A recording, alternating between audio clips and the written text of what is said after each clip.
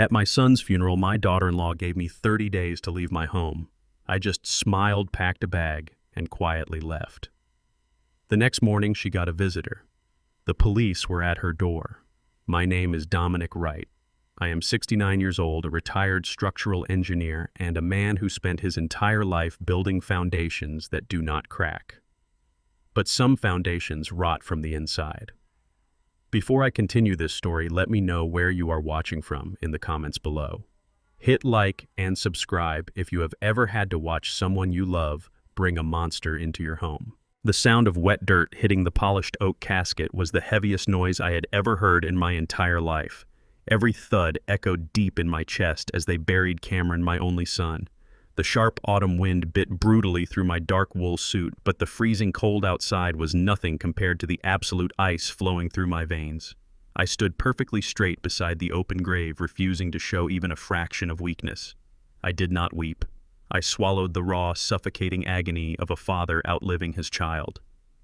Evelyn, my late wife, used to say our boy had a heart far too soft for this brutal world. She was undeniably right. That soft heart led him straight into the cold ground. The cemetery was nearly deserted.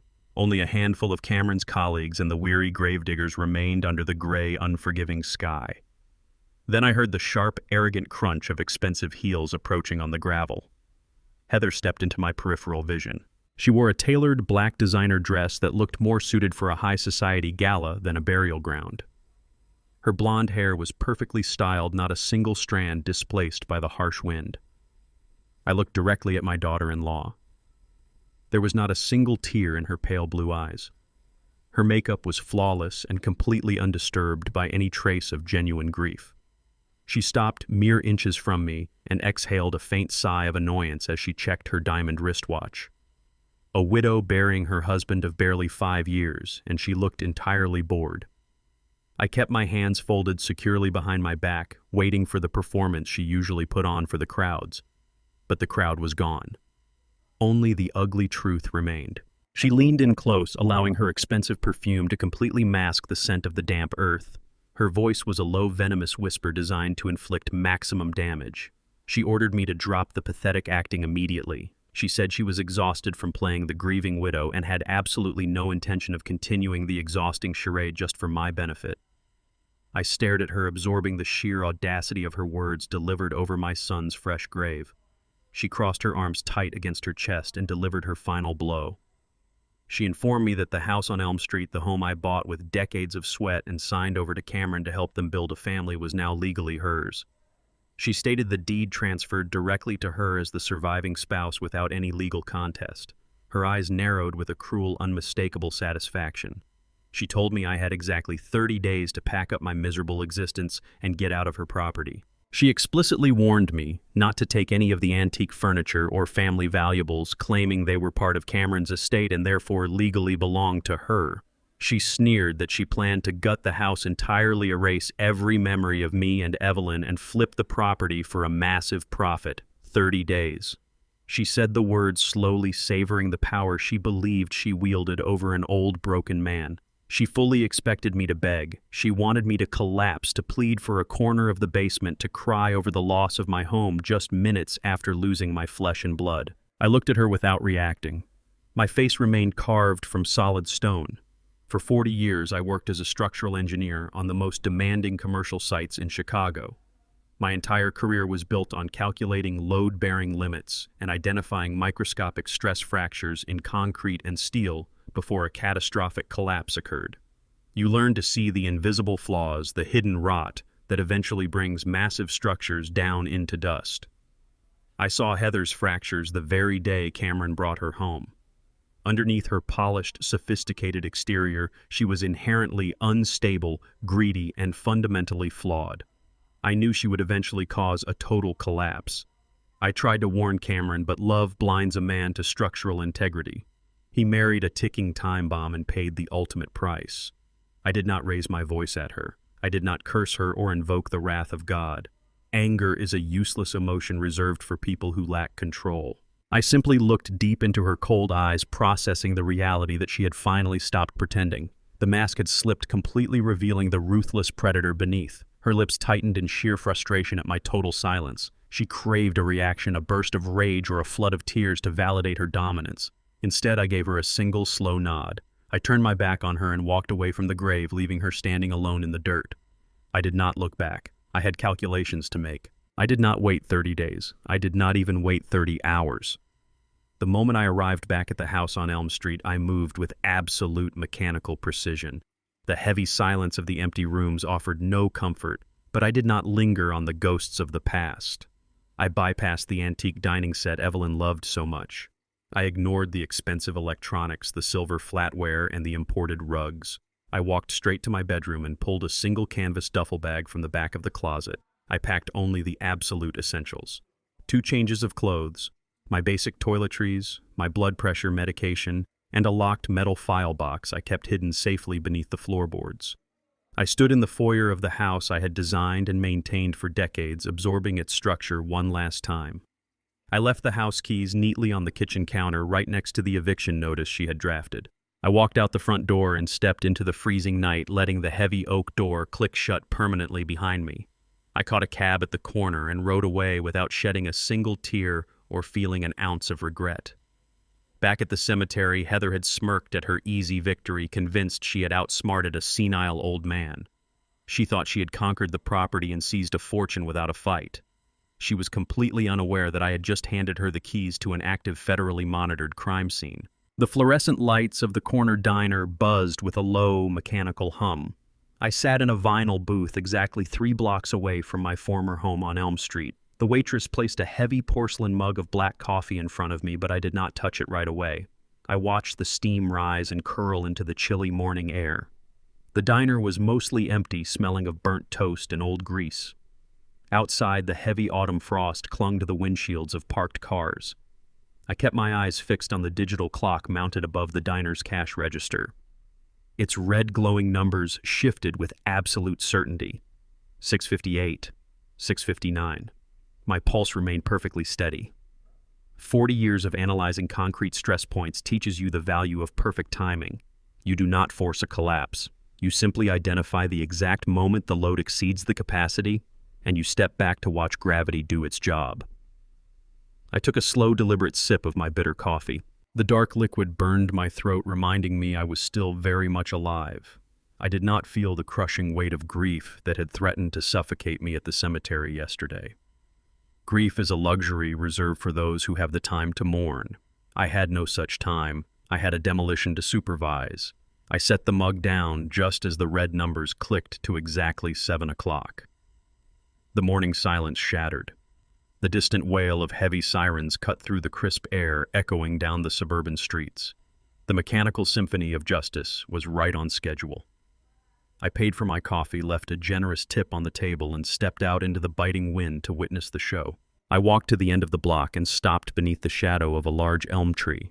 My vantage point offered a completely unobstructed view of the property I had bought 30 years ago.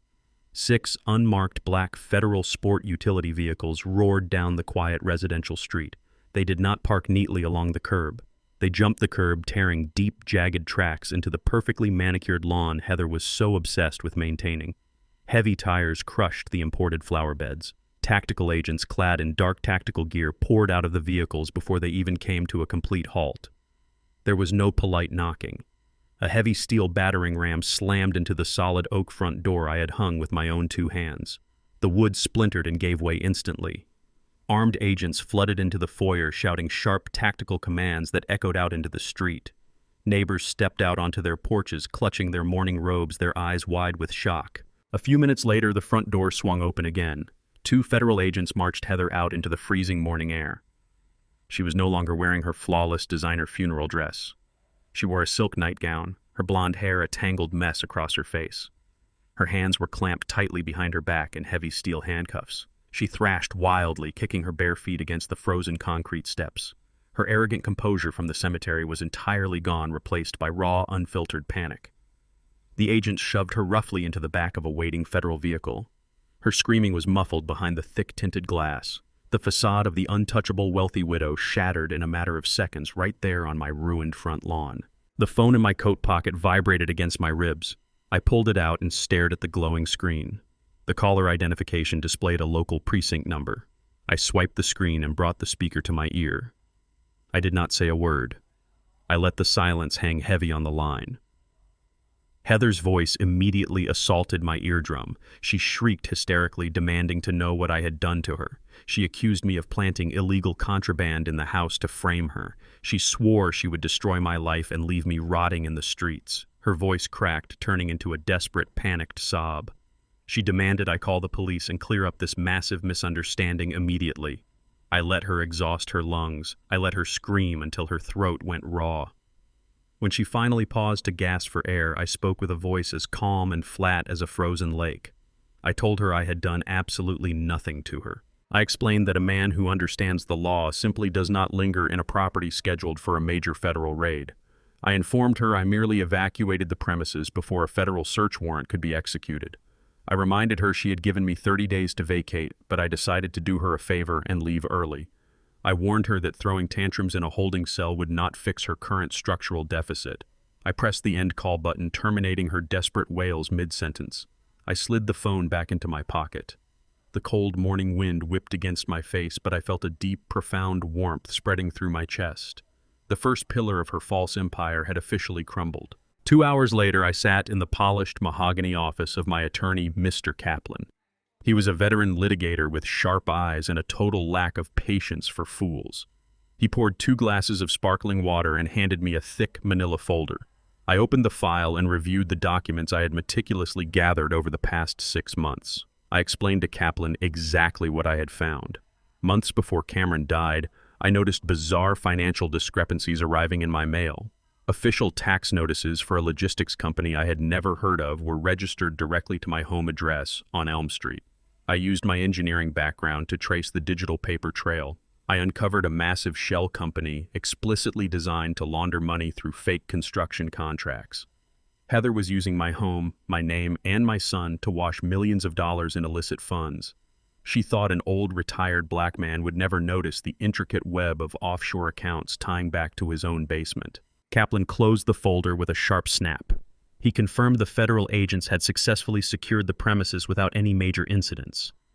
Back at the house, investigators were actively confiscating every laptop, every encrypted hard drive, and every hidden ledger Heather possessed. The very home she arrogantly claimed at the cemetery had become the steel trap that caught her.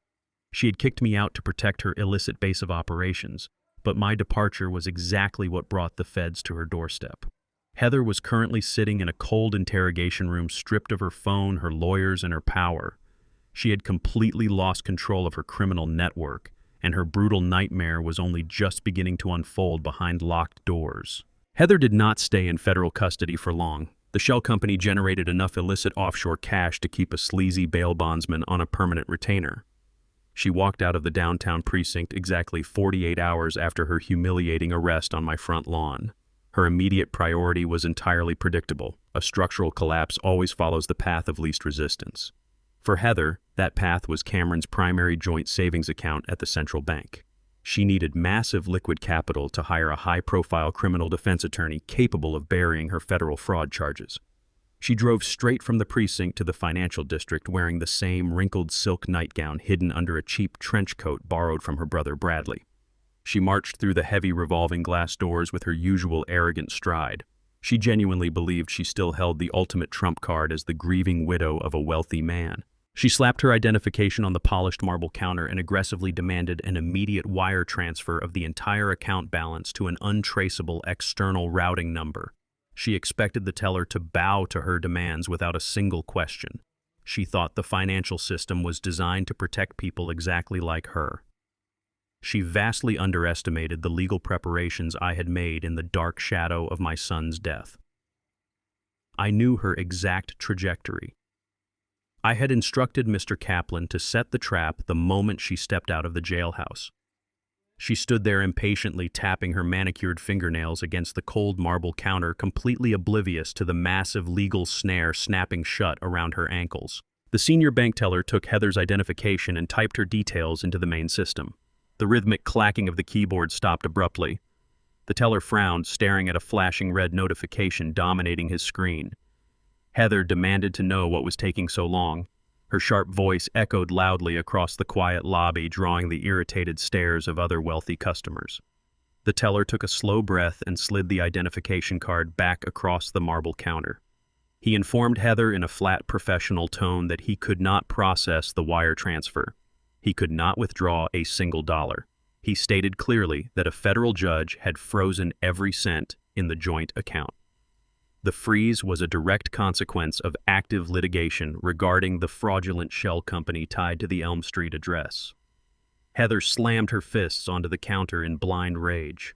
She screamed that she was the legal widow and had absolute jurisdiction over her dead husband's assets. The teller remained completely unmoved by her public tantrum. He handed her a printed legal notice bearing the official seal of the United States District Court. The document clearly detailed the total asset freeze initiated by my legal counsel, Mr. Kaplan. It stipulated that all funds were locked until the money laundering investigation concluded. The realization hit Heather like a physical blow to the chest. The bottomless well of cash she relied on to finance her luxurious lifestyle and her impending legal defense was entirely gone. She was completely broke. She snatched the paper from the teller's hand and stormed out of the bank, trembling with a toxic mixture of panic and pure rage. She knew exactly who had orchestrated this financial blockade. Less than an hour later, heavy boots pounded against the wooden staircase leading up to my temporary apartment. I sat quietly in my reading chair, sipping my black coffee, waiting for the inevitable impact.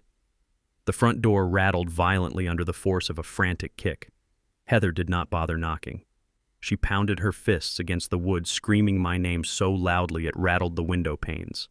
I calmly stood up, unlocked the deadbolt, and pulled the door open. Heather practically fell inside. Her face was flushed bright red, and her eyes were wild with unhinged fury. She hurled the crumpled bank notice directly at my chest and unleashed a torrent of vicious curses. She shrieked that I was a vindictive monster trying to ruin her life because I was jealous of her marriage to Cameron. She paced the small living room, frantically waving her arms. She violently accused me of framing my own dead son to protect my pathetic retirement funds. She screamed that Cameron would be disgusted by my actions, and that I was spitting on his grave by locking her out of the money he intended for her. She painted a delusional picture of herself as the innocent grieving widow viciously persecuted by a bitter, jealous old man. She demanded I call Mr. Kaplan immediately and reverse the asset freeze, or she would drag my name through the mud in every local newspaper. I stood perfectly still, letting her empty her lungs. Her desperate shrieks bounced off the bare walls of my apartment. She wanted to play the victim, but I had the ultimate countermeasure ready. I walked over to the small kitchen table and picked up a thick, heavy legal folder. I did not raise my voice or engage with her hysterical accusations. I simply slid the folder across the smooth wooden surface until it stopped right at the edge of the table. I told her to open it. Heather glared at me, her chest heaving heavily, but her curiosity outweighed her rage. She snatched the folder and flipped it open. Her rapid breathing stopped instantly. Staring back at her were official divorce papers, fully drafted and signed by Cameron. The dates on the documents proved my son had retained a family law attorney exactly 3 months before his fatal car crash. I watched the remaining color drain from her face as I laid out the brutal truth. I explained that Cameron had discovered her massive financial fraud long before he died. He knew she was using our home address and his hard-earned money to fund her illicit offshore shell company. He was meticulously gathering the necessary evidence to leave her entirely and report her to the federal authorities. He was silently building an ironclad case to strip her of everything. The thick stack of papers destroyed her entire victim narrative in a single devastating blow. She could no longer pretend to be the beloved widow fighting for her rightful inheritance. She realized I possessed the primary evidence that proved her marriage was a total sham and her fortune was stolen. The silence in the room grew thick and dangerous. Her panicked expression slowly morphed into something cold and deeply malicious. Stripped of her defense, she decided to switch tactics and launch a direct offensive against me. The knock on my apartment door was sharp and authoritative. A man in a cheap suit handed me a thick manila envelope and walked away without uttering a single word. I sat at my small kitchen table and spread the documents across the scratched wood. Heather had not retreated after the brutal reality check at the bank. She had escalated. The primary document was a subpoena to appear in civil court. Attached to it was a copy of a quitclaim deed. I adjusted my reading glasses and examined the paper with absolute focus. The document legally declared that I voluntarily transferred total ownership of the Elm Street property to Cameron and Heather. The transfer was dated exactly 12 months ago. I traced the signature at the bottom of the page with my index finger. It was an incredibly precise forgery. The loops of my name mimicked my handwriting with terrifying accuracy. But 40 years of drafting architectural blueprints teaches a man to recognize the subtle difference between a natural stroke and a traced line. The pressure points in the ink were completely wrong.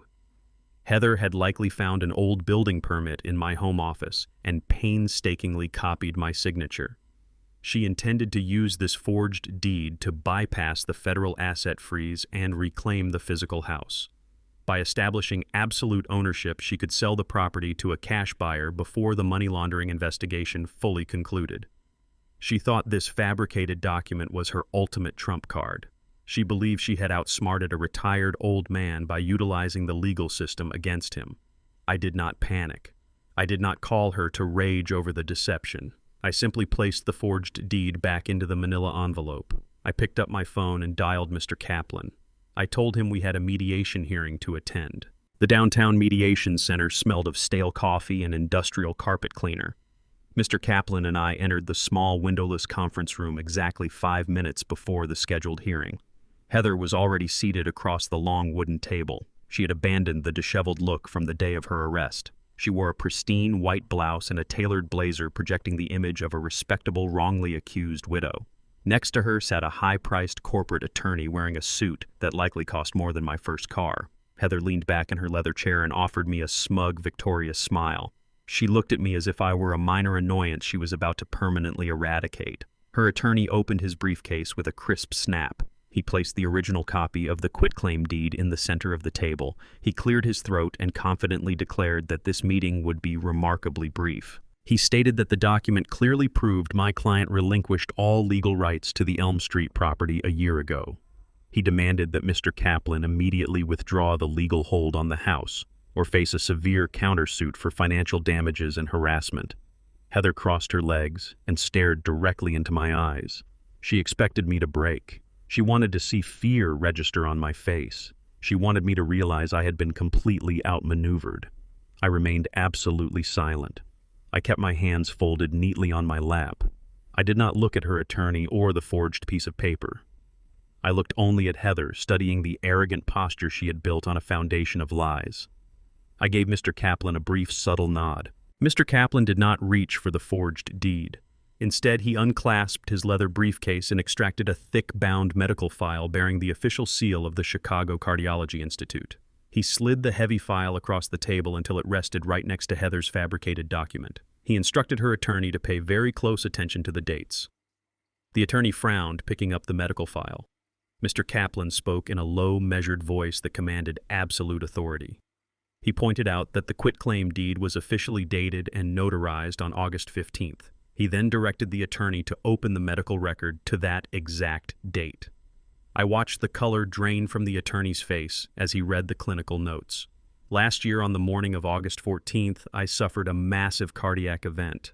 I underwent an emergency quadruple bypass surgery to save my life. The procedure was brutally taxing on a man my age. For the next 5 days, including the entire day of August 15th, I was kept in a medically induced coma in the intensive care unit. I was connected to a ventilator, completely unconscious and fighting for my survival. I could not speak. I could not breathe on my own. I certainly could not hold a pen and sign a legally binding real estate transfer in the presence of a notary public. Heather had selected a random date from the previous summer, completely unaware that I was hospitalized during that exact window. She had forged my signature while I was literally lying on my deathbed. Mr. Kaplan leaned forward, resting his hands on the table. He informed the opposing counsel that presenting this document to a judge constituted a severe federal crime. The corporate attorney dropped the forged deed as if the paper had suddenly caught fire. The smug confidence evaporated from his features, instantly replaced by stark professional terror. Submitting knowingly forged documents in a federal property dispute guarantees immediate disbarment and potential prison time. He did not look at Heather. He did not ask her for an explanation. He aggressively shoved his documents back into his briefcase and snapped it shut. He stood up, pushing his chair back so hard it crashed against the wall. He announced to Mr. Kaplan that his firm was officially withdrawing from this case effective immediately. Heather reached out and grabbed his sleeve, demanding to know where he was going. He yanked his arm away with obvious disgust. He told her to never contact his office again and stormed out of the mediation room without a backward glance. The heavy wooden door slammed shut, leaving Heather completely isolated. The arrogant smirk had vanished from her face. She stared at the medical file, breathing heavily as the reality of her situation collapsed around her. She had no lawyer. She had no money. Her forgery was fully exposed and added another felony to her growing list of federal charges. I stood up, buttoned my jacket, and walked out of the room alongside Mr. Kaplan, leaving her completely alone with her failure. But a desperate predator is always the most dangerous.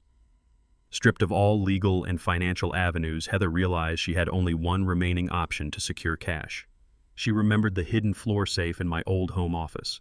She decided to bypass the law entirely and orchestrate a midnight robbery. The large house on Elm Street sat in total darkness. Thick yellow federal tape crisscrossed the front door and stretched across the porch columns, declaring the property an active investigation zone. The neighborhood was dead silent. Midnight had passed an hour ago. Heather stood in the narrow alley behind the property, shivering in the freezing wind. She had traded her pristine white blouse for a dark hooded sweatshirt and dark jeans.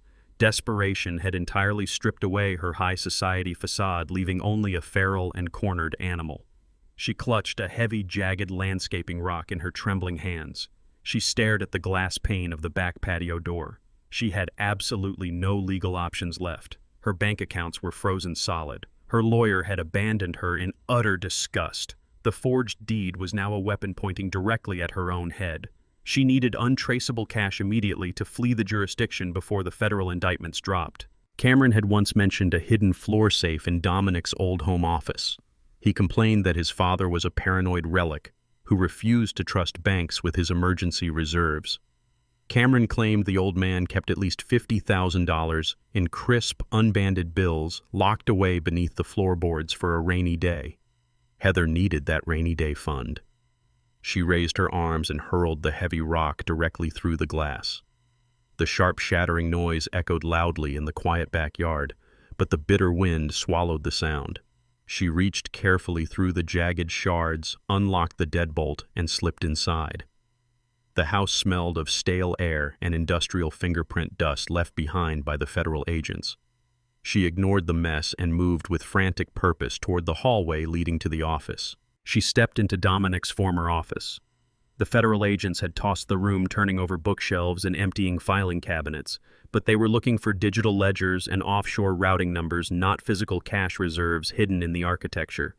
Heather pulled a heavy steel crowbar from her duffel bag. She dropped to her knees and ripped the expensive Persian rug away from the center of the room. She ran her hands frantically over the hardwood floorboards, searching for the seams. She found the subtle groove outlining a square panel. She wedged the flat edge of the crowbar into the gap and leaned her entire body weight backward. The wood groaned and snapped, revealing a heavy cast-iron door embedded directly into the solid concrete foundation. It was an old mechanical dial safe built decades ago. Heather did not know the combination. She did not need to. Desperation fueled her adrenaline. She jammed the hardened steel tip of the crowbar under the heavy iron hinge. She grunted violently, driving the heavy leverage downward. The metal lock mechanism squealed in protest. She repositioned her grip, placing her foot against the floor, and pulled with feral intensity. She imagined stacks of crisp $100 bills waiting in the cold dark. She pictured herself buying a fresh fake passport, crossing the border, and starting over where the federal government could never touch her. The money was her ultimate salvation. It was the payout she deserved for enduring a marriage to a weak man. She gritted her teeth and gave one final brutal heave. The rusted internal locking pins finally gave way with a loud metallic crack. The heavy iron door surrendered. Heather threw the crowbar aside and eagerly plunged her hands into the dark cavity, expecting to feel wrapped bundles of salvation. Her fingers scraped against cold, empty metal. Heather froze. Her breathing hitched sharply in her chest. She pulled a small pen light from her pocket and shined the beam directly into the floor safe. The vault was entirely devoid of cash. There were no bundled hundreds. There were no emergency reserves. There was absolutely nothing of monetary value. Instead, sitting squarely in the center of the dark iron cavity was a small black plastic device emitting a steady rhythmic red blink. It was an active cellular GPS tracker. Next to the blinking beacon lay a single silver-encrypted solid-state hard drive. Heather stared at the red light as it pulsed in the darkness, mocking her greedy intrusion. Dominic never trusted banks, but he trusted structural integrity and bait. The $50,000 Cameron had bragged about had never existed. It was a calculated piece of misinformation Dominic had planted years ago, fully aware that his son could never keep a secret from his manipulative wife. He knew Heather would eventually come for the vault if she was cornered. The encrypted hard drive sitting innocently beside the tracker contained the master digital backups of every single fraudulent transaction Heather had authorized through the shell company. Dominic had preemptively moved the ultimate evidence out of federal hands and placed it right where the prime suspect would logically try to destroy it. Heather realized the depth of her catastrophic mistake. She had just broken into a federally sealed crime scene to retrieve the exact evidence the prosecution desperately needed to guarantee her lifetime prison sentence. The blinking red light was not just a tracker. It was a proximity trigger tied directly to the silent alarm system Dominic had installed before he ever walked out the front door. The realization hit her a fraction of a second too late. The front lawn erupted in a blinding flash of strobing blue and red lights. Multiple police cruisers screeched to a halt on Elm Street, their tires tearing into the already ruined grass. Heavy doors slammed shut. Heavy boots charged up the wooden steps of the porch. Massive halogen spotlights instantly flooded the office through the front windows, casting long, sharp shadows against the walls. Heather stumbled backward, dropping the penlight. She scrambled to her feet, clutching the useless crowbar. A booming voice over a bullhorn commanded her to drop the weapon and exit the premises with her hands visible. She was completely trapped. Tactical officers smashed through the remaining glass of the back patio door, cutting off her only escape route. They flooded the hallway with weapons drawn and flashlights, blinding her vision. They screamed commands, forcing her violently to the floor. Cold steel handcuffs snapped aggressively around her wrists, biting deep into her skin. An officer hauled her to her feet and read her Miranda rights. She was officially arrested for breaking and entering, tampering with an active federal investigation, and destruction of a sealed crime scene. They marched her out the front door under the glaring lights of the neighborhood. The presiding local judge showed absolutely zero leniency the following morning. Violating the explicit terms of her initial release to commit a new felony was the final nail in the coffin. The judge immediately revoked her bail, deeming her a severe flight risk and a danger to the ongoing federal investigation. Heather was stripped of her civilian clothes, dressed in an orange jumpsuit, and thrown permanently into a cramped, cold concrete holding cell without a single dollar to her name. The freezing concrete walls of the county jail holding cell offered zero sympathy. Heather paced the narrow space. Her orange jumpsuit was stiff and completely humiliating. She clutched the heavy plastic receiver of the communal wall phone. She had exhausted her designated call limit, but managed to secure a frantic connection to a chronically overworked public defender. The high-priced corporate attorney had abandoned her, but she firmly believed this public defender was merely a temporary inconvenience. She gripped the phone and barked explicit instructions into the mouthpiece. She ordered him to immediately file a formal claim for Cameron's life insurance policy. Cameron carried a massive, comprehensive plan worth exactly $1 million. Heather aggressively reminded the weary lawyer on the other end of the line that she was the legal surviving spouse.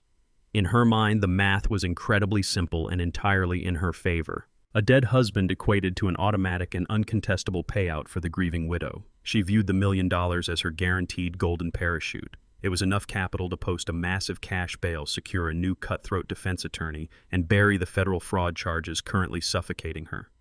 She paced the freezing floor, tracing the grout lines between the cinder blocks with her bare feet. She practically salivated over the impending wire transfer. She demanded the public defender expedite the paperwork and bypass any standard waiting periods. She insisted that her current incarceration was a severe miscarriage of justice, and the insurance money was the key to her immediate liberation. She slammed the heavy receiver back onto the metal hook. She sat on the thin mattress, folding her arms with renewed, arrogant confidence. She was absolutely certain that wealth was her birthright, and salvation was only a few signed documents away. 72 hours later, a corrections officer approached the heavy steel bars of her cell. He did not offer a polite greeting. He simply shoved a crisp white envelope through the narrow metal slot and walked away. Heather snatched the envelope from the cold floor. The return address bore the embossed logo of Vanguard Fidelity, the premier insurance firm holding Cameron's policy. A triumphant smirk spread across her unwashed face. She assumed the public defender had successfully expedited the claim, and this envelope contained the official confirmation of her impending payout. She tore the heavy paper open with jagged fingernails. She unfolded the single-typed sheet, expecting a schedule of deposited funds. Instead, her eyes tracked over a wall of dense legal terminology. The bold text at the center of the page struck her with the force of a physical blow. It was a formal, categorical notice of rejection. The company explicitly stated that Heather Wright held absolutely no legal claim to the policy payout. The corporate letter bluntly explained that the assigned beneficiary did not match her name. The words blurred as panic hijacked her visual focus. She read the paragraph 3 times, trying to process the impossible reality. The insurance firm was legally bound to disperse the entire $1 million to a third party. They politely informed her that her marital status held zero jurisdiction over a binding contractual assignment. They advised her to cease all future inquiries regarding the account. Heather crushed the expensive parchment in her trembling hands. The smirk vanished, entirely replaced by a horrifying realization.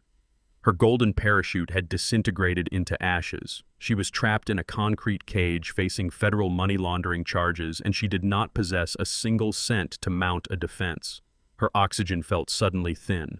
The sterile visitation room of the county detention center smelled strongly of bleach and desperation.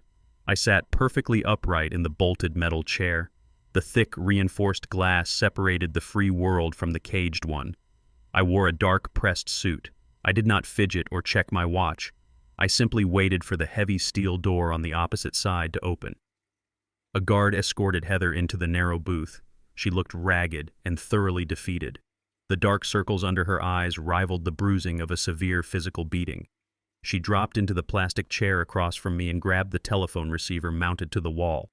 I picked up my receiver and met her furious, bloodshot gaze. She opened her mouth to unleash a barrage of toxic insults, but I did not give her the opportunity to speak. I reached into my leather portfolio and retrieved a certified photocopy of a legal document. I placed the paper onto the stainless steel tray and slid it through the narrow pass-through slot beneath the reinforced glass. The paper emerged on her side of the partition. I instructed her to read it carefully. I told her it was the exact document the public defender failed to locate before filing her pathetic, doomed claim. Heather stared at the paper as if it were coated in poison. Her trembling fingers reached out and pulled the document closer to the dim fluorescent light of her booth. It was the official beneficiary modification form for Cameron's life insurance policy. It bore my son's unmistakable signature at the bottom of the page. I watched her scan the lines of text. I watched her entire physical structure begin to buckle under the crushing weight of undeniable truth. I spoke directly into the telephone receiver, delivering the facts with the clinical precision of a coroner. Exactly 10 days before the fatal car crash, Cameron visited his insurance broker.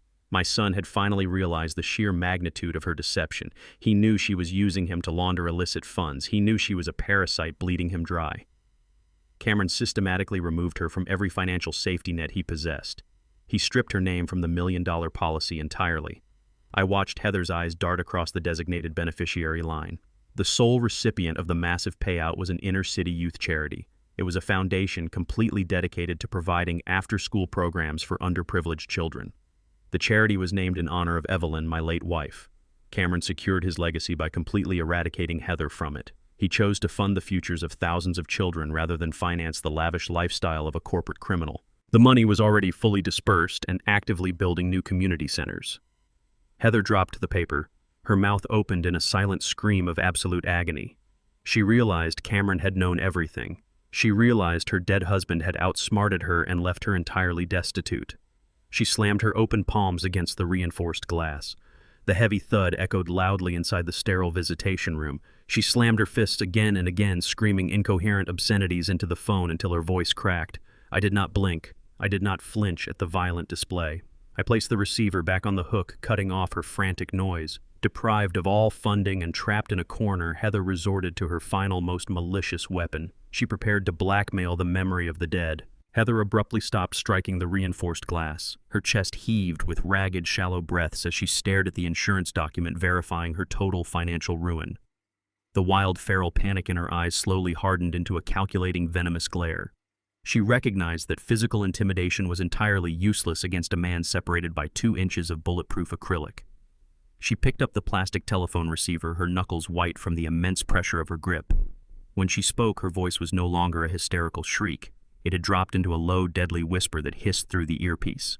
She informed me that I had severely underestimated her survival instincts. She stated that while Cameron might have possessed the foresight to alter his life insurance policy, he lacked the ruthless intellect required to completely sanitize his digital footprint. Heather leaned closer to the partition until her breath fogged the glass. She issued a direct, uncompromising ultimatum. She demanded that I use my legal authority as Cameron's executor to formally contest the charity designation and divert the $1 million back into her frozen accounts. If I refused to comply with this demand, she possessed a meticulously crafted contingency plan. She claimed to have securely hidden a secondary flash drive containing hundreds of heavily doctored internal emails and falsified financial transfers. These documents were expertly engineered to frame Cameron as the absolute mastermind behind the entire offshore money laundering syndicate. She promised to release these files, ensuring my dead son would bear the full legal and public responsibility for every stolen dollar. She was threatening to annihilate his legacy to save her own skin. She offered me a simple choice: surrender the insurance money or watch my only child become a disgraced criminal in the eyes of the entire world. Heather did not pause to allow the sheer cruelty of her extortion to settle. She immediately elaborated on the precise mechanics of her impending smear campaign. She detailed exactly how she intended to bypass the federal gag orders by utilizing anonymous media drops to the most aggressive investigative journalists in Chicago. She promised to deliver the fabricated documents directly to reporters who thrived on destroying prominent local families. The right name carried decades of spotless integrity built on my career and Evelyn's tireless charity work. Heather vowed to incinerate that pristine reputation within a matter of days. She described the sensational headlines she had already drafted in her mind, painting Cameron as a greedy corporate embezzler who utilized his father's honorable reputation to mask a sprawling criminal empire. She sneered that the inner-city youth charity named after my late wife would be permanently tainted, forced to reject the $1 million donation to avoid public association with a disgraced money launderer. Heather took a sickening pleasure in describing the total destruction of my family history. She told me that society loves a tragic fall from grace, and the media would eagerly devour the narrative of a corrupted son. She guaranteed that 10 years from now, no one would remember Cameron as a loving husband or a dedicated professional. History would only remember him as a selfish, cowardly thief who died fleeing the catastrophic consequences of his own massive fraud. She leaned back in her plastic chair, crossing her arms over her orange jumpsuit, projecting absolute supreme confidence. She genuinely believed she had backed me into an inescapable corner where my only viable option was complete financial surrender to protect the sacred memory of my dead son. I listened to her entire vicious monologue without breaking eye contact. I did not shift in my metal chair.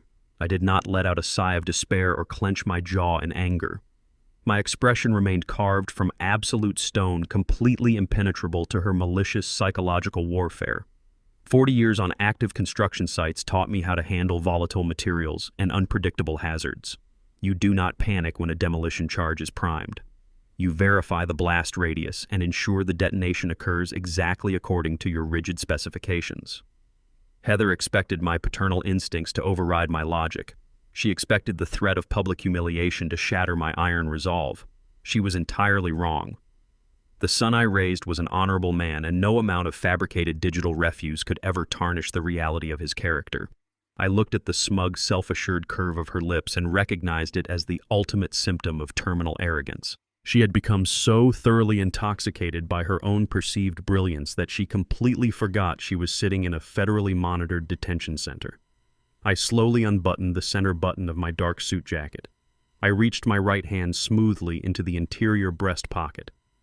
I maintained unbroken eye contact with her as my fingers located a small rectangular transmitter taped securely to the lining of my coat. I pressed the central recessed button twice. A faint vibration confirmed the transmission signal was successfully terminated.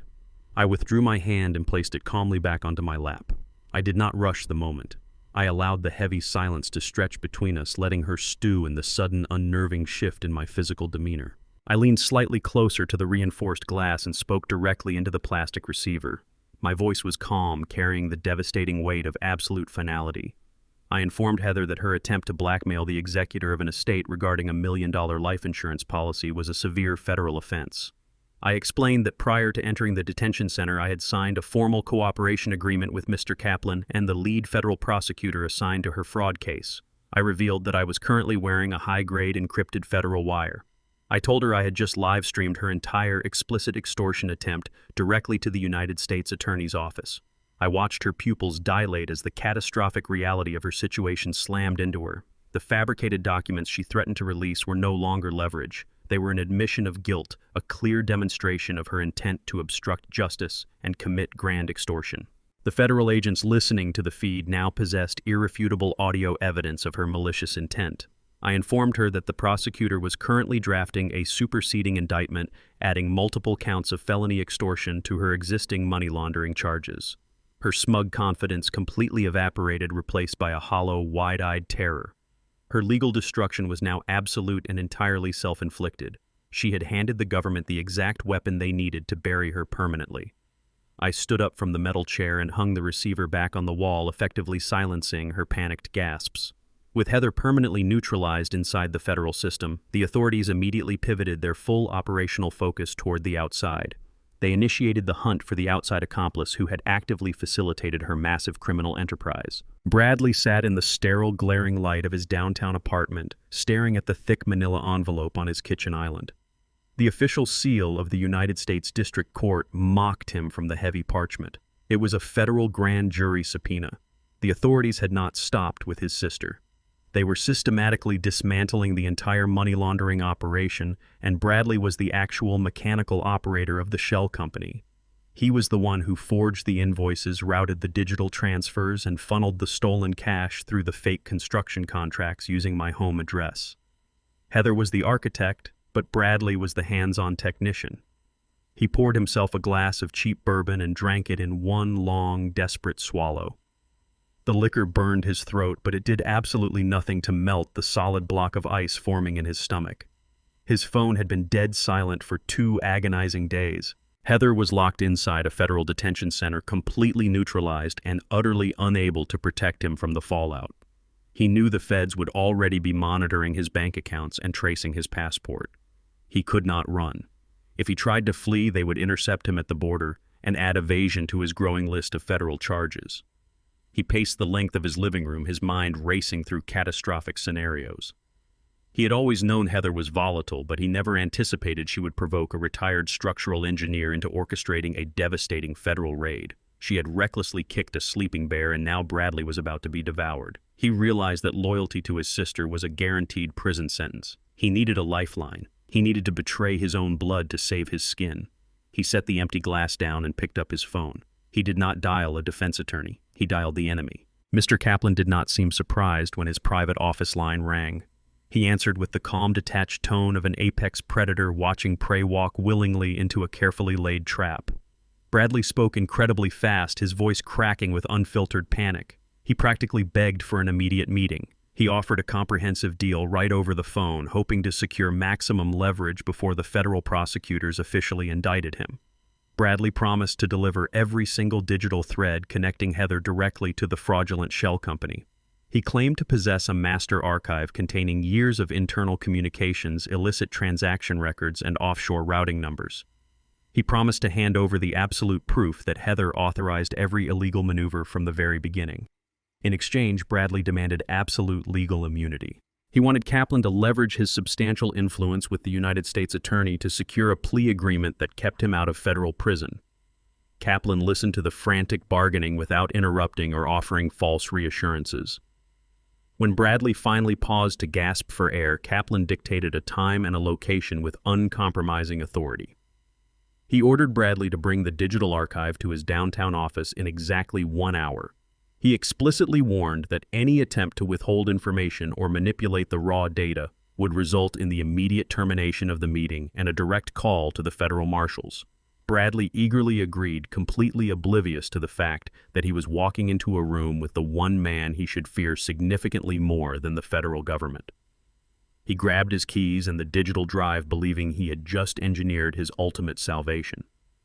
He thought he was negotiating a simple financial crime plea. He did not realize he was about to casually confess to something infinitely worse. I sat perfectly still in the leather armchair across from Mr. Kaplan's massive mahogany desk. Bradley entered the room looking exactly like a hunted animal. He avoided my gaze entirely, keeping his eyes fixed nervously on the polished hardwood floor. His hands trembled violently as he placed a small silver flash drive onto the desk. Kaplan immediately plugged the device into his secure terminal and opened the master directory. Thousands of hidden files populated the glowing screen. I instructed Kaplan to bypass the financial ledgers and open the encrypted email archive. We specifically searched for correspondence dated exactly 3 months ago during the exact window when Cameron had prepared the divorce papers. Kaplan clicked on a heavily flagged message chain between Heather and Bradley. The subject line was entirely blank. I read the words, meticulously tracking the digital timeline of my son's final days on Earth. Cameron had forcefully confronted Heather. He had packed a suitcase and threatened to hand his extensive evidence file directly to the Federal Bureau of Investigation. He gave her an explicit ultimatum to surrender. The subsequent emails from Heather to her brother were frantic and utterly devoid of any human empathy. She ordered Bradley to stop Cameron from reaching the authorities by any necessary means. The final message from Bradley was sent just 4 hours before the fatal collision. It contained 3 chilling words. "The line is cut." My chest tightened as the horrifying reality crystallized in my mind. Cameron's catastrophic car crash was never a tragic accident caused by black ice and poor visibility. Bradley had crawled under my son's vehicle in the dead of night and intentionally severed the primary brake lines. He had brutally murdered my only child to protect a fraudulent bank account. The air in the executive office grew impossibly heavy. Bradley shrank back into his leather chair, watching my face with mounting, unadulterated terror. He realized in that agonizing fraction of a second that he had mistakenly handed the victim's father a fully documented confession to first-degree murder. He opened his mouth to stammer a pathetic excuse to claim Heather forced his hand and shift the blame entirely onto his sister. I raised my hand exactly 1 inch, and his voice died completely in his throat. I did not shout. I did not leap across the heavy desk and wrap my hands around his miserable, trembling neck. Violence born of blind rage is messy and highly inefficient. I looked at the man who had callously extinguished my son's life, and I felt a profound, icy clarity settle deeply over my entire being. The parameters of my mission fundamentally shifted in that room. Reclaiming the house on Elm Street meant absolutely nothing. Securing the frozen assets meant nothing. Financial restitution was a pathetic, hollow concept meant for lesser grievances. I was no longer seeking a calculated legal victory over a greedy daughter-in-law. I was seeking absolute blood justice. I looked at Mr. Kaplan. The veteran litigator remained perfectly silent, recognizing the lethal, irreversible shift in my demeanor. Bradley began to hyperventilate, begging me to understand that he had absolutely no choice in the matter. I stood up from the armchair, buttoned my dark suit jacket, and picked up the silver flash drive. I did not call the police right away. Handing Bradley over to the authorities for a quick arrest was entirely insufficient for the pain he caused. I needed to ensure total annihilation. I decided to use his recorded murder confession not as immediate evidence, but as the perfect bait to construct a much larger, inescapable trap. The heavy mahogany doors of the federal courthouse swung shut, sealing the cavernous room from the outside world. Dominic sat in the front row of the gallery, directly behind the prosecution table. Mr. Kaplan sat beside him, observing the proceedings with a sharp, clinical eye. Heather was escorted into the room by 2 armed federal marshals. She had traded the county orange for a somber gray maternity dress that fit loosely over her frame. She looked fragile, terrified, and perfectly rehearsed. Her new legal counsel, a highly aggressive defense attorney known for theatrical courtroom maneuvers, immediately took the floor. He bypassed the standard procedural arguments and directly addressed the presiding judge. He declared that the prosecution of his client was not merely an overreach of federal authority, but an act of profound, unprecedented cruelty. He filed a formal motion for immediate leniency and a request for compassionate release to house arrest. The defense attorney gripped the edges of his podium and delivered his carefully engineered bombshell. He announced to the court that Heather was currently 2 months pregnant with Cameron's child. The lawyer painted a tragic, heart-wrenching portrait of a grieving widow who lost her husband to a horrific car crash and was now being relentlessly persecuted while carrying the sole remaining heir to the Wright family bloodline. He argued passionately that the extreme stress and poor medical conditions of a federal detention center posed a catastrophic risk to the unborn child. Heather bowed her head perfectly on cue, letting her shoulders shake with manufactured sobs. She clutched her stomach with trembling hands, playing the role of a desperate, protective mother to absolute perfection. The legal maneuver was a calculated strike designed to completely paralyze the prosecution and weaponize human empathy.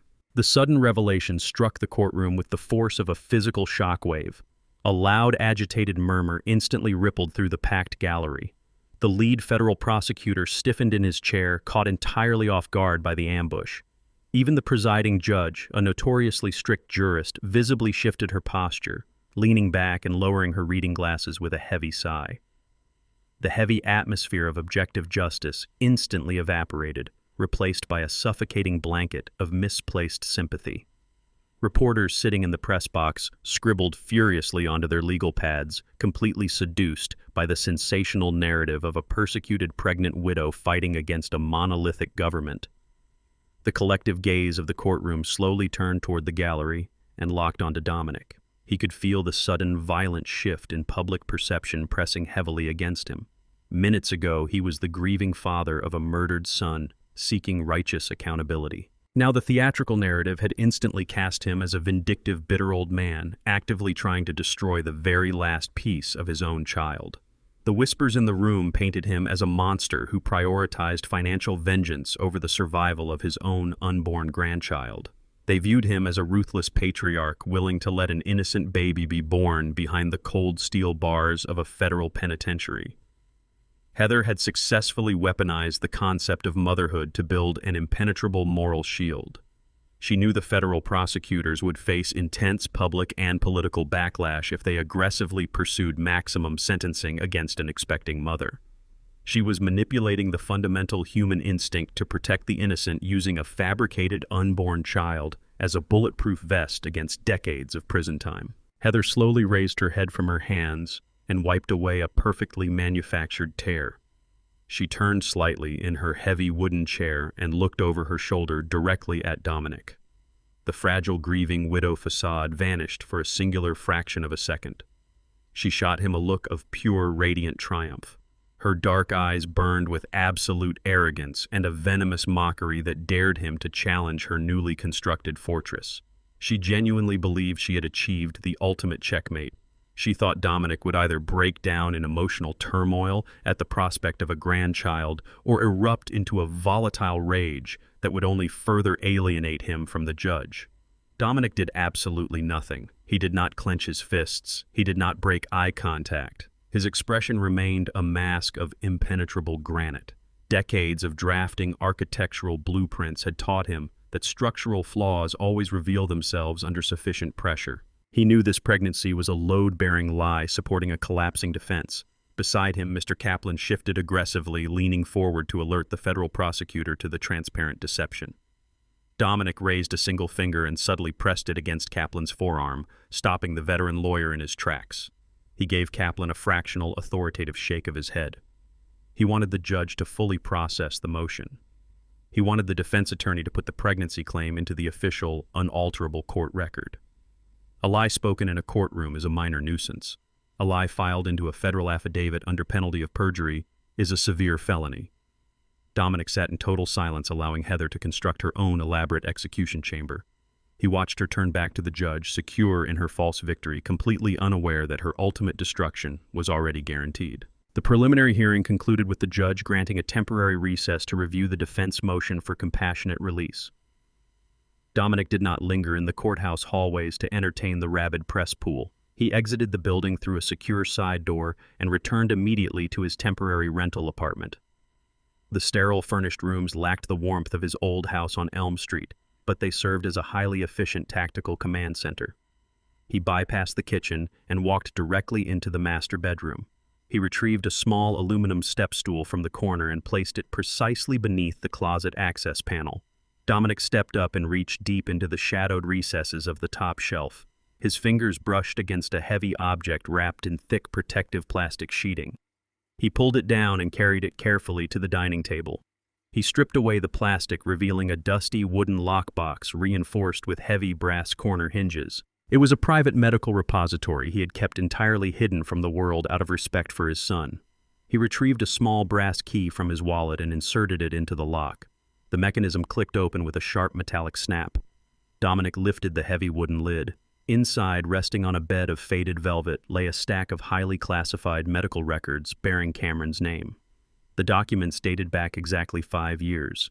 They contained a devastating biological absolute that Cameron had sworn to keep secret to protect his masculine pride. Heather had built her entire legal defense and her public salvation upon the existence of a miraculous pregnancy. She intended to use the unborn child to derail the entire federal prosecution and secure her freedom. But Dominic held the definitive medical proof that would utterly obliterate her narrative and send her straight to a federal penitentiary. The heavy oak doors of the courtroom swung open as the judge signaled the end of the temporary recess. Dominic took his seat directly behind the prosecution table, maintaining his flawless stoic posture. Heather was escorted back into the room, flanked by armed federal marshals. She maintained her fragile, expectant mother routine, keeping her hands resting protectively over her stomach. Her defense attorney immediately capitalized on the momentum he had manufactured before the break. He did not simply wait for the judge to rule on the compassionate release motion. He aggressively escalated his demands. He approached the wooden podium and filed an emergency injunction demanding immediate and substantial financial support from the frozen Wright estate. He argued passionately that the unborn child required premier prenatal medical care, specialized housing, and a dedicated security detail to ensure a healthy delivery. He claimed Dominic was intentionally starving his own bloodline out of sheer vindictive spite and petty financial greed. The lawyer formally requested the court unfreeze a minimum of $200,000 to be placed into an operational trust entirely controlled by Heather.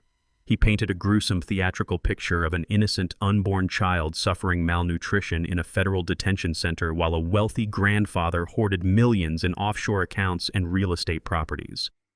Heather stroked her stomach, looking directly at the jury box with wide, tear-filled eyes. She leaned into her lawyer, nodding bravely as he demanded the financial pipeline be reopened immediately. She genuinely believed her biological extortion was absolutely foolproof. She assumed Dominic would surrender his assets rather than endure the public humiliation of allowing his supposed grandchild to suffer in federal custody. She smiled inwardly, completely convinced she had outmaneuvered a retired old man. Mr. Kaplan stood up slowly from the prosecution table. He adjusted the lapels of his tailored suit jacket and picked up a thick bound leather portfolio. He did not object to the defense attorney's passionate and highly manipulative speech. He simply waited for the theatrical courtroom performance to naturally conclude. He walked deliberately to the center of the courtroom, his hard leather shoes echoing loudly against the polished floor. He addressed the presiding judge with an icy, measured tone.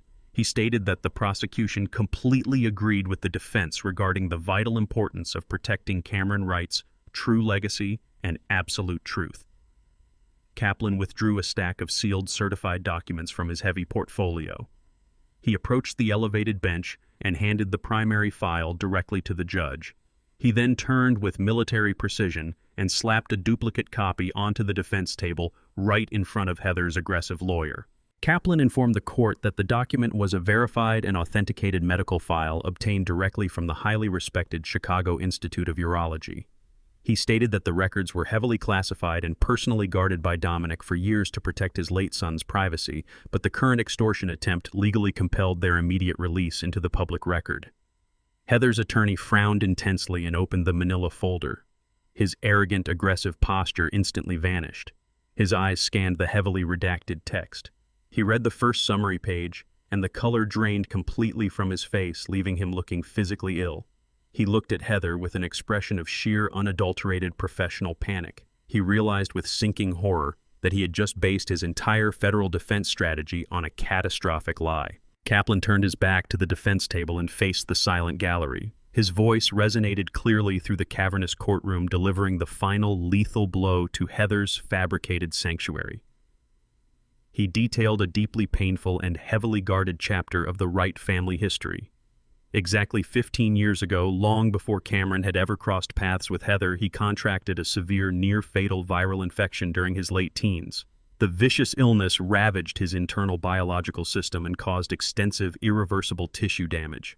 Cameron spent 6 agonizing weeks in the intensive care unit fighting fiercely for his sheer survival. He eventually recovered his physical strength, but the brutal infection left him with permanent, absolute sterility. Kaplan read directly from the certified urology report confirming that Cameron was biologically incapable of fathering a child. His sperm count was an absolute 0. Cameron had hidden this painful reality out of deep, masculine pride, choosing to bury the medical records deep inside a wooden lockbox rather than face the perceived social stigma of total infertility. Dominic was the only living person who knew the truth, and he had guarded that secret with his life. Kaplan closed the leather portfolio with a sharp, definitive snap that echoed like a gunshot. He looked directly at Heather, whose face was now frozen in absolute terror. He stated to the judge that if the defendant was currently 2 months pregnant, it was a biological, mathematical impossibility for the child to carry the right bloodline. The child belonged to another man. Heather was attempting to extort federal authorities and loot a dead man's estate using the biological product of her own illicit affair. Her ultimate shield was a definitive, absolute fraud. The courtroom instantly erupted into absolute, deafening chaos. Reporters scrambled frantically out of the wooden press box, sprinting toward the hallway doors to broadcast the explosive revelation to the world. The gallery shouted in sheer disbelief, their previous manufactured sympathy instantly hardening into aggressive disgust. The presiding judge struck her heavy wooden gavel against the sounding block with furious, aggressive force. She demanded immediate order, but the ambient noise barely subsided. The judge glared down at the defense table, her face flushed with intense judicial outrage. She recognized clearly that Heather's attorney had attempted to defraud a federal court using fabricated emotional leverage and a weaponized unborn child. She immediately denied the motion for compassionate release and flatly rejected the demand for estate funding with extreme prejudice. The judge formally ordered the prosecution to add severe perjury and attempted federal fraud charges to Heather's rapidly expanding criminal docket. Heather stood up from her chair completely unhinged. The fragile victim facade shattered into a million jagged, irreparable pieces. She screamed violently at the judge. She screamed at her own lawyer, who physically stepped away from her in sheer professional terror. The armed marshals grabbed her arms and dragged her violently out of the courtroom while she thrashed and kicked the wooden tables. Back in the cold isolation of her concrete holding cell, her psychological state fractured completely. The calculated corporate criminal vanished, leaving only a cornered, desperate predator stripped of every possible defense. She traded her meager remaining commissary rations to a corrupt guard to secure 3 minutes on an untraceable contraband cell phone. She dialed her brother Bradley. She did not ask for legal updates or offshore financial transfers. Her voice shook with raw homicidal rage as she issued a single chilling directive. She ordered Bradley to eliminate Dominic Wright by any means necessary. The digital clock on the bedside table flipped to exactly 2 a.m. The silence of the temporary rental apartment was absolute. Then the heavy wooden door of the front entryway splintered inward with a deafening, catastrophic crack. Jagged wood fragments scattered across the cheap laminate flooring as the deadbolt sheared completely off the reinforced doorframe. Bradley lunged into the apartment, breathing heavily. He gripped a heavy, solid steel tire iron in his gloved hands. His eyes were wide with a lethal mix of pure panic and homicidal desperation. He had not come to negotiate a peaceful surrender. He had come to obliterate the only man standing between him and a lifetime in federal prison. Heather had issued the ultimate command to eliminate the threat, but Bradley had his own distinct self-preservation motive. He desperately needed to physically locate and destroy the silver flash drive containing the digital proof of his murderous sabotage. If he could find the drive and crush the casing into powder, he could permanently erase the undeniable evidence of the severed brake lines. He stepped cautiously through the small entryway, letting his eyes adjust to the oppressive darkness. He gripped the tire iron so tightly his knuckles ached beneath the thick leather fabric. He moved past the narrow kitchenette, scanning the minimal furnishings for any sign of movement. He fully expected to find a terrified old man cowering under the bedsheets or fumbling blindly in the dark for a telephone. He planned to shatter the old man's skull, stage a violent burglary, and tear the apartment apart until he found the drive. He wiped a bead of cold sweat from his forehead and advanced toward the master bedroom. He raised the heavy steel weapon, prepared to deliver a fatal, crushing blow. He stepped through the archway leading into the main living space, entirely convinced he possessed the element of total surprise. He did not possess the element of surprise. Dominic was already wide awake. He sat perfectly still in a high-backed leather armchair positioned in the deepest shadows of the living room corner. He had not slept a single minute since returning from the exhausting federal courthouse. He had intentionally left the interior lights off, allowing the apartment to remain draped in pitch darkness. He knew the exact psychological profile of a cornered coward. He knew Heather would violently lash out after the catastrophic failure of her courtroom performance, and he knew Bradley was the only blunt instrument she had left to wield. He had fully anticipated this exact midnight intrusion down to the minute. He watched Bradley creep through the living space, tracking the younger man's erratic movements with cold, calculating precision. Dominic did not feel an ounce of fear. He felt an icy, crystalline focus settling over his sharpened senses. He remained perfectly silent, blending entirely into the darkness of the room. He watched the moonlight catch the lethal glint of the steel tire iron clutched in Bradley's trembling hands. The younger man was incredibly sloppy, dragging his heavy boots and breathing with loud, ragged gasps. He lacked the disciplined execution of a professional predator. He was simply a terrified amateur desperately trying to clean up a catastrophic mess before the authorities closed in. Dominic waited patiently until Bradley crossed the center of the room, stepping directly into a narrow patch of ambient light spilling through the closed window blinds. He let the intruder take 3 more hesitant steps toward the bedroom door before making his presence known. Dominic reached over to the side table and clicked on a small brass reading lamp. The sudden harsh illumination flooded the corner of the room, instantly blinding Bradley. Dominic remained seated in the armchair, staring flatly at the intruder with an expression of absolute stone. Bradley flinched violently, throwing his left arm up to shield his eyes from the sudden blinding burst of light. Panic consumed his remaining shreds of rational thought. He locked eyes with Dominic and let out a guttural, animalistic roar. He gripped the heavy tire iron with both hands, raised it high above his head, and charged directly across the small living room. He brought the solid steel bar swinging downward, aiming a lethal, crushing blow directly at Dominic's exposed skull. He fully expected the retired old man to freeze in terror or raise his frail arms in a pathetic, futile attempt to block the strike. Dominic did neither. 40 years managing active high-rise construction sites had trained his body to react instantly to unpredictable falling debris and sudden catastrophic structural failures. He understood momentum trajectory and the vital importance of spatial awareness in a fraction of a second. He did not attempt to absorb or block the massive impact of the heavy iron bar. He simply shifted his weight and pushed himself seamlessly out of the leather armchair, dropping his shoulder and pivoting smoothly to the left. The steel tire iron missed his head by mere inches, slicing through the empty air. The massive kinetic force of the desperate swing carried Bradley forward, throwing him completely off balance. The heavy iron bar smashed violently into the upholstery of the armchair, ripping through the thick fabric and tearing deep into the wooden frame. The jarring impact sent a violent shockwave up Bradley's arms, causing his tight grip to slip. He stumbled awkwardly forward, his unregulated momentum pulling him crashing into the corner of the room. He scrambled desperately to recover his footing and raise the weapon for a second strike. He turned around, wildly searching the room for his target. He did not realize that by dodging the initial assault, Dominic had maneuvered himself into the superior tactical position directly flanking his blind side. Dominic gripped the shaft of his walking cane with absolute conviction. It was not a flimsy medical aid designed for the frail. It was a custom defensive piece crafted from dense, polished oak and capped with a heavy, solid brass handle. He stepped smoothly into Bradley's blind spot and brought the heavy brass pommel swinging upward in a tight, brutal arc. He targeted the structural vulnerability with the exact precision of a seasoned engineer dismantling a load-bearing pillar. The solid brass handle slammed directly into the side of Bradley's right kneecap with devastating calculated force. A loud, sickening crack echoed sharply through the small apartment as the patella shattered completely under the immense blunt impact. The joint buckled instantly, entirely incapable of supporting any physical weight. Bradley dropped the tire iron. It hit the laminate floor with a heavy metallic clang.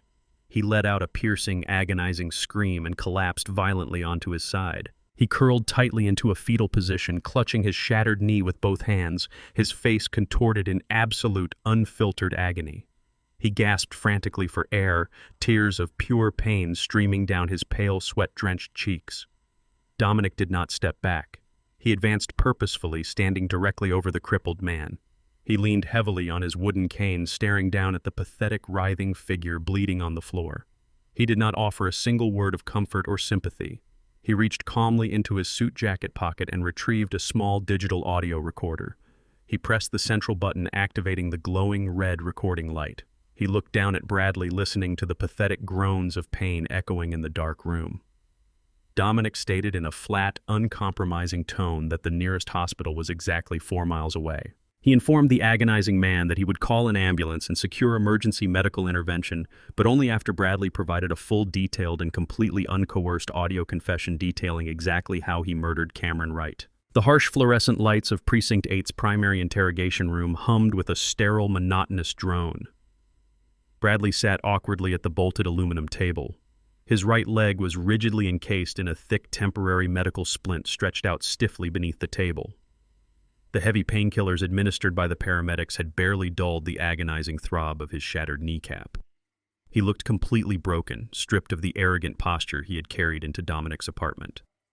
Dominic stood perfectly motionless in the adjacent observation room. He stared through the thick two-way mirror, his posture rigid and commanding. 2 seasoned homicide detectives stood quietly beside him, reviewing the digital audio file Dominic had recorded earlier that morning. They had listened to Bradley's initial frantic admission made while bleeding on the laminate floor. Now they needed the formal, legally binding videotaped confession to seal the federal indictment. The lead detective adjusted his tie and pushed through the heavy door into the interrogation room. He dropped a thick stack of printed financial ledgers and crime scene photographs directly in front of the crippled man. Bradley flinched violently at the sharp sound. The detective did not offer a comfortable introduction or a glass of water. He pointed directly to the wall-mounted camera and informed Bradley that his informal audio confession was sufficient to lock him away, but a formal cooperative statement was his only remaining path to avoiding a lethal injection. The detective laid out the exact parameters of the charges. He explained that tampering with a vehicle resulting in a fatality crossed the threshold into capital murder. Bradley stared at the glossy photographs of Cameron's wrecked sedan. His breathing grew shallow and erratic. He realized the shell company fraud was now a secondary footnote to a much larger catastrophic crime. The psychological pressure in the small cinderblock room reached a breaking point. Bradley completely fractured. He leaned forward over the aluminum table and desperately shifted the entire weight of the murder directly onto his sister's shoulders. He explicitly stated that Heather was the absolute architect of the assassination. He painted himself as a coerced subordinate acting under severe psychological duress. He detailed the exact sequence of events that occurred 10 days prior to the fatal collision. Cameron had uncovered the offshore routing numbers hidden in Heather's personal laptop. He had confronted her with undeniable proof of the sprawling money laundering operation. Bradley explained that Cameron had immediately packed a leather suitcase and threatened to drive straight to the federal authorities. Heather had panicked, recognizing the immediate destruction of her luxurious empire. She called Bradley in the dead of night, issuing a frantic, homicidal ultimatum. She explicitly ordered him to intercept Cameron and ensure the car never reached the federal building. Bradley confessed that Heather provided the exact schematics of Cameron's luxury sedan, highlighting the vulnerabilities in the braking system. She instructed him to sever the primary fluid lines, ensuring the sabotage would mimic a catastrophic mechanical failure at high speeds. Bradley described crawling beneath the vehicle in the freezing darkness, slicing through the reinforced rubber cables while his sister watched from the porch. He claimed Heather coldly calculated the exact distance Cameron would travel before attempting to engage the brakes on the steep descent of the interstate overpass. She knew the resulting collision would be entirely unsurvivable. Bradley sobbed loudly into his hands, pleading for the detectives to understand that Heather manipulated his loyalty and forced him to pull the trigger. He begged for a plea deal, offering to testify against his sister in open court.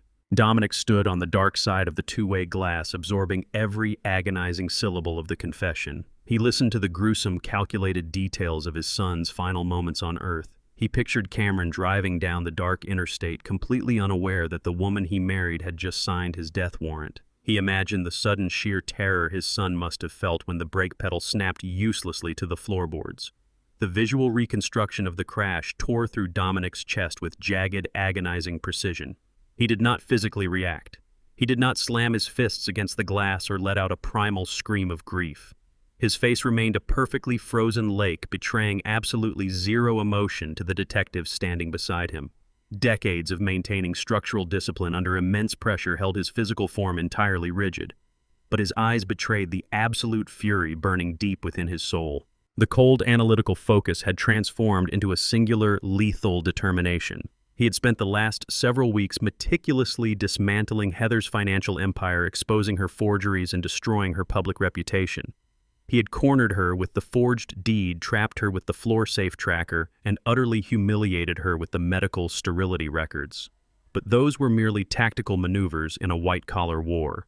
The stakes had fundamentally evolved. Heather was no longer just a greedy corporate parasite draining a family estate. She was the cold-blooded assassin who ordered the execution of his only child. Dominic stared through the glass, watching Bradley sign the formal written confession. The quiet grief he had carried since the funeral hardened into an unbreakable weapon. He was fully prepared to burn Heather's entire existence to ash and salt the earth where she stood. Dominic turned away from the observation window. He faced Mr. Kaplan, who had entered the viewing room halfway through the interrogation. The veteran lawyer stood silently clutching his leather briefcase, recognizing the monumental shift in the legal landscape. Dominic spoke in a low, gravelly voice that commanded absolute obedience. He ordered Kaplan to immediately contact the United States Attorney and the lead homicide prosecutor. He instructed his legal team to completely abandon the ongoing federal fraud and extortion negotiations. The objective had drastically changed. Dominic demanded that the charges against Heather be escalated to the absolute maximum threshold. This was no longer a complex federal money laundering case. It was premeditated first-degree murder. He wanted Heather stripped of every remaining legal protection and subjected to the full brutal weight of the criminal justice system. Kaplan nodded curtly, acknowledging the lethal severity of the new directive. He pulled out his phone and immediately began coordinating the jurisdictional transfer between the Financial Crimes Division and the Homicide Bureau. The gears of absolute justice began grinding with terrifying speed. Within 2 hours, the bureaucratic machinery processed the upgraded indictment. Heather was abruptly pulled from her holding cell in the minimum security wing of the Federal Detention Center. She was not offered an explanation. Heavily armed tactical guards shackled her wrists and ankles, loading her into a reinforced transport van. She was transferred directly to the maximum security penitentiary reserved for violent capital offenders. She was thrown into a stark, windowless concrete box, isolated from the general population and placed under constant suicide watch. The luxurious high society life she had violently stolen was permanently eradicated. The ultimate face-to-face confrontation between the grieving father and the murderous widow was rapidly approaching. The heavy steel door of the maximum security visitation room slid open with a harsh mechanical grind. Dominic walked into the austere cinder-block enclosure and took his seat at the center of a bolted stainless steel table. He placed his hands flat against the cold metal surface and waited in absolute silence. A few moments later, the opposite door clanged open and Heather was marched into the room by 2 heavily armored correctional officers. The luxurious corporate facade she had weaponized for months was completely obliterated.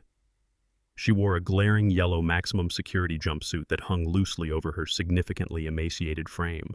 The harsh fluorescent lighting cast deep dark hollows under her cheekbones, highlighting the severe physical toll of her sudden isolation. The guards forced her into the rigid metal chair and secured her wrist chains to the heavy steel loop bolted directly to the center of the table. They stepped back and exited the room, leaving the grieving father and the calculating assassin alone in the oppressive silence. Heather did not lower her gaze. She did not project the trembling, persecuted widow routine she had attempted to sell to the federal judge just days prior. She stared directly at Dominic with a look of pure, unfiltered hatred. Her dark eyes were completely devoid of any human warmth, radiating a defiant, venomous energy that filled the small concrete room. She shifted her chained wrists against the steel loop, leaning forward slightly as the heavy links clinked against the metal. She looked at the man she had tried to systematically destroy and smirked with chilling arrogance. She genuinely believed that despite her brother's documented confession, she still held the ultimate tactical advantage. She thought the prosecution was building a weak circumstantial case built entirely on the word of a crippled, desperate co-conspirator. Heather broke the heavy silence with a sharp, mocking laugh that echoed harshly off the concrete walls. She leaned closer to the metal table and openly taunted Dominic regarding the upgraded murder charges. She declared with absolute confidence that the federal prosecutors were grasping at pathetic, invisible straws to build a capital murder case. She systematically dismantled Bradley's recorded interrogation, claiming it was nothing more than the frantic, desperate fiction of a terrified coward trying to secure a lighter sentence. She boldly asserted that Bradley was a documented pathological liar with a long history of severe financial instability, who would gladly sell his own sister to the highest bidder just to save his miserable life. Heather sneered at Dominic, asking him if he truly believed a jury would convict a grieving widow based solely on the coerced testimony of a crippled shell company mechanic. She laid out her impenetrable legal defense with ruthless precision. She reminded Dominic that the prosecution possessed absolutely zero physical evidence directly linking her to the tampered vehicle. There were no fingerprints on the severed brake lines, no security footage of her crawling under the sedan, and no written correspondence ordering the assassination. She had insulated herself perfectly from the mechanical execution of the crime. She leaned back in the rigid metal chair and smiled with a sickening sense of profound superiority. She told Dominic that he had overplayed his hand by escalating the charges to first-degree murder. She promised him that when her high-priced defense attorneys shredded Bradley's credibility on the witness stand, she would walk out of the courthouse a completely free woman. She swore she would spend the rest of her life aggressively suing the Wright estate for malicious prosecution and emotional distress until Dominic was left with absolutely nothing. Dominic listened to her venomous monologue without a single shift in his facial expression. He let her construct her impenetrable wall of arrogant certainty. When she finally finished her legal taunts, he reached deliberately into the inner pocket of his dark suit jacket. He withdrew a small clear plastic evidence vial and placed it gently onto the exact center of the stainless steel table. Inside the vial rested a single black micro SD card. Heather stared at the tiny digital storage device, her arrogant smirk faltering for a fraction of a second. Dominic stared directly into her dark eyes and calmly dismantled her entire reality. He revealed a highly specific mechanical detail regarding Cameron's luxury sedan that Heather had entirely overlooked. Several months before the fatal crash, Cameron had complained about a persistent, intermittent grinding noise coming from the vehicle's transmission. The dealership mechanics had repeatedly failed to diagnose the highly elusive problem.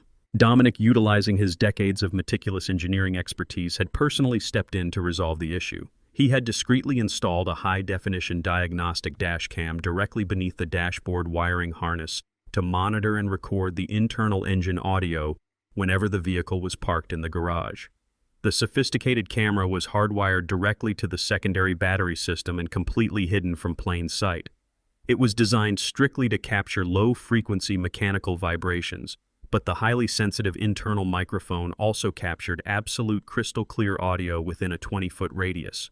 Dominic explained that he had physically retrieved the hidden camera from the crushed wreckage of the sedan at the police impound lot long before the federal investigators even knew what to look for. He had extracted the raw, unaltered data files from the exact night of the murder. Dominic retrieved a small digital audio player from his pocket and carefully inserted the micro SD card. He placed the device on the table directly in front of Heather's chained wrists and pressed the playback button. A faint wash of static filled the concrete room, followed immediately by the unmistakable ambient echo of the Wright family garage. Then the voices began. Bradley was heard breathing heavily, complaining about the freezing concrete floor and asking for a flashlight. A second later, Heather's voice cut through the recording with terrifying lethal clarity. She did not sound coerced or hesitant. She sounded exactly like a ruthless corporate assassin issuing a direct execution order. The digital recording captured her explicitly instructing Bradley to sever the primary brake fluid lines completely. She was heard calculating the exact timing of the catastrophic failure, ensuring Cameron would lose all braking capacity right as he reached the steep descent of the interstate overpass. The sharp metallic snap of heavy wire cutters severing the reinforced rubber lines echoed loudly through the small speaker. The audio file was pristine, undeniable, and absolutely damning. It was the ultimate, irrefutable proof of first-degree premeditated murder. Dominic pressed the stop button and let the heavy silence crash back into the room. Heather stopped breathing entirely. The vibrant, defiant energy instantly drained from her body. Her face turned the color of wet ash as the blood completely rushed from her cheeks. Her eyes widened in absolute unadulterated horror as she stared at the small black device.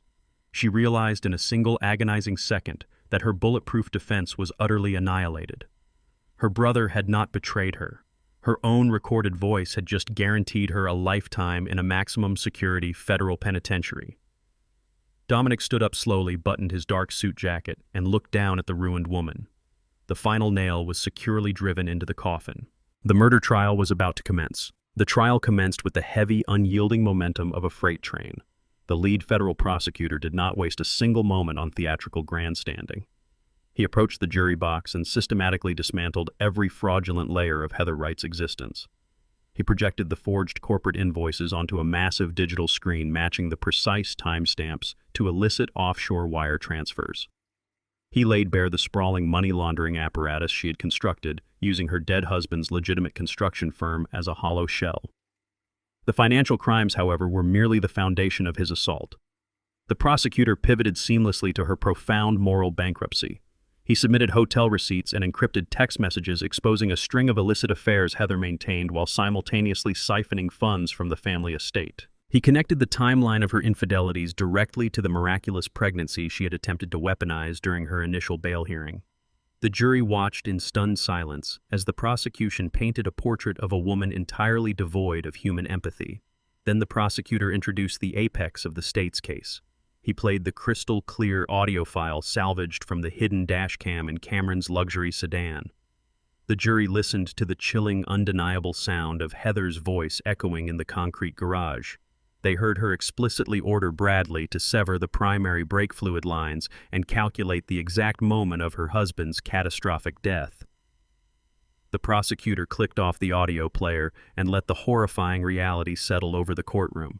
He looked directly at Heather, stating that the defendant did not merely orchestrate a financial empire built on fraud, but actively engineered the brutal assassination of the only man who threatened to expose her. Heather's defense attorney rose from his heavy wooden chair looking visibly diminished. The mountain of irrefutable digital evidence had completely paralyzed his standard aggressive courtroom tactics. He approached the podium with a desperate flailing energy, forced to abandon his initial narrative of the grieving, persecuted widow.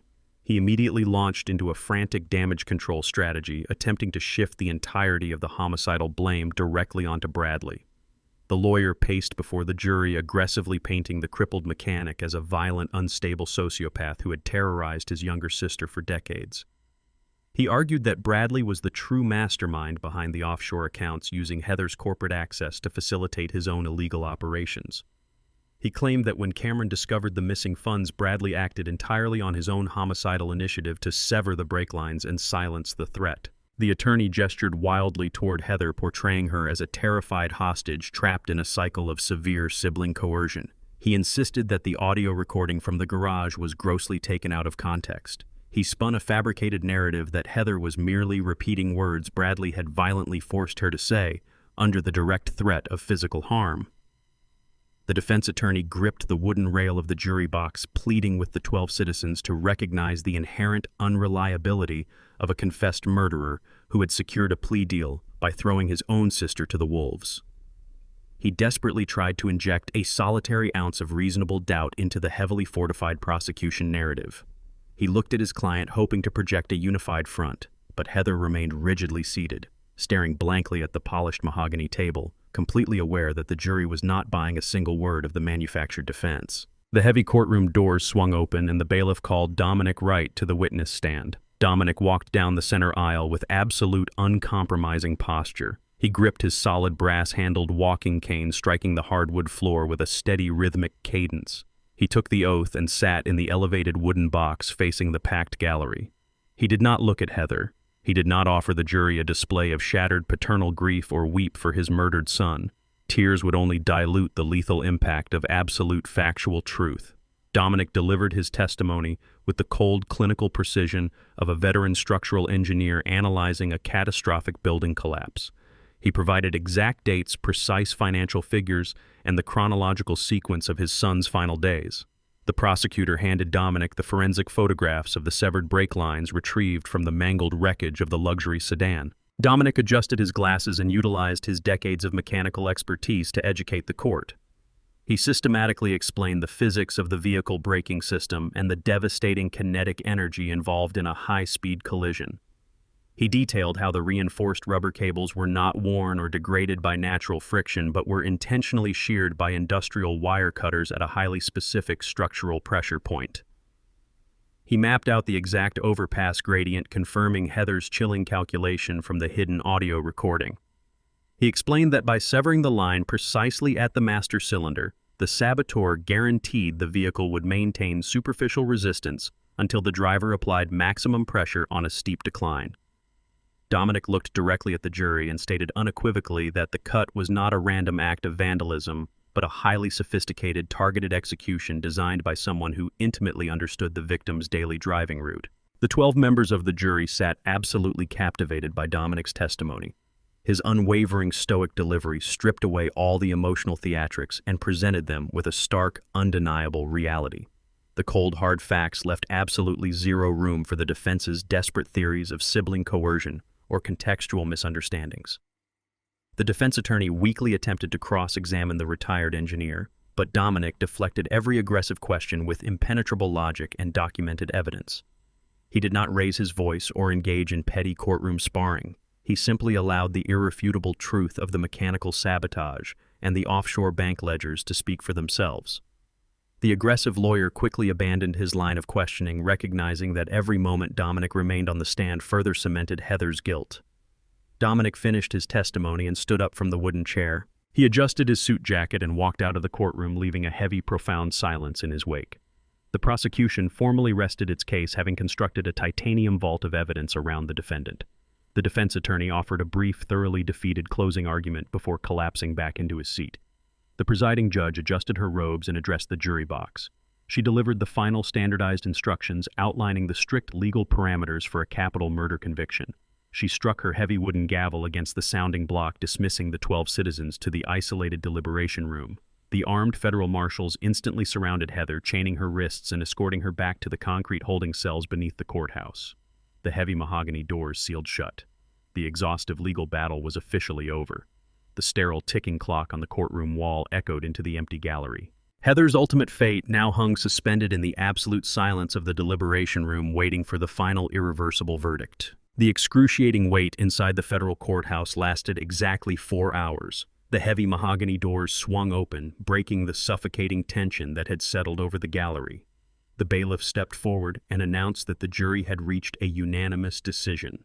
Before the 12 citizens were escorted back into the wooden box, the defense attorney desperately scrambled to his feet. He filed a frantic, highly unusual motion requesting permission for his client to make a final formal statement on the judicial record. He was desperately attempting to lay the groundwork for sentencing leniency before the inevitable guilty verdict was officially read aloud. The presiding judge adjusted her heavy robes and granted the request with a stern warning to keep the address brief. Heather was led to the center podium by 2 armed marshals. The physical deterioration was staggering. The tailored designer suits and the arrogant sneer were gone, completely replaced by a glaring yellow maximum security jumpsuit that hung loosely over her hollow frame.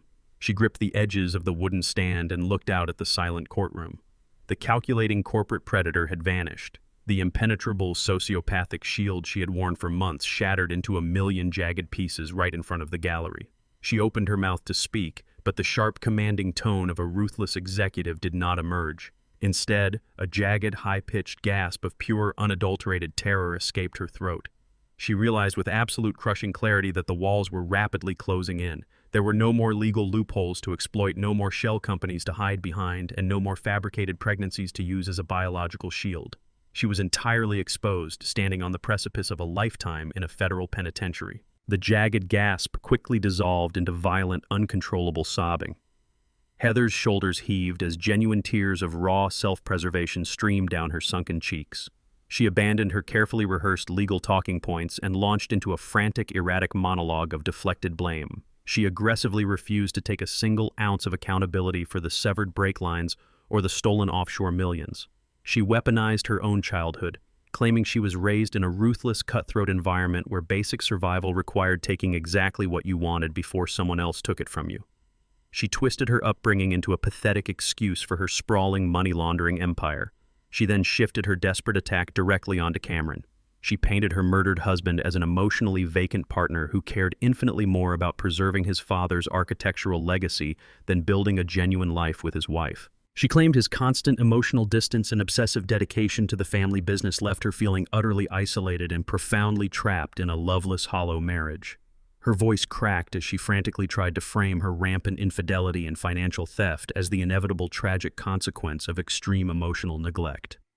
She pointed a trembling finger toward the gallery, turning her venomous deflections toward Dominic. She accused him of cultivating a suffocating atmosphere of impossible expectations and rigid moral standards. She argued that his demanding patriarchal shadow forced Cameron to alienate her, which ultimately pushed her into a corner of desperate survival. She meticulously avoided acknowledging the audio recording from the garage.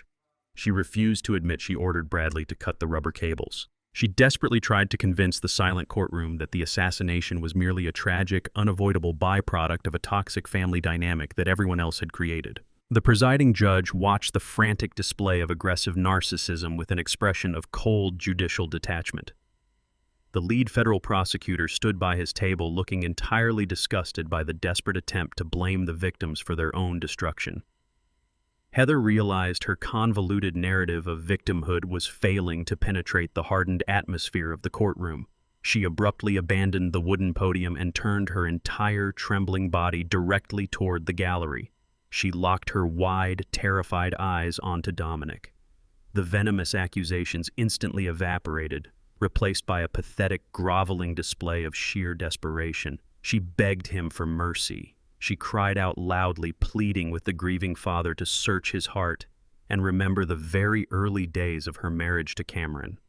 She frantically weaponized fabricated memories of warm family dinners, holiday celebrations, and quiet moments shared on the back porch of the house on Elm Street. She begged him to recognize the woman his son had initially fallen in love with before the money and the lies poisoned their lives.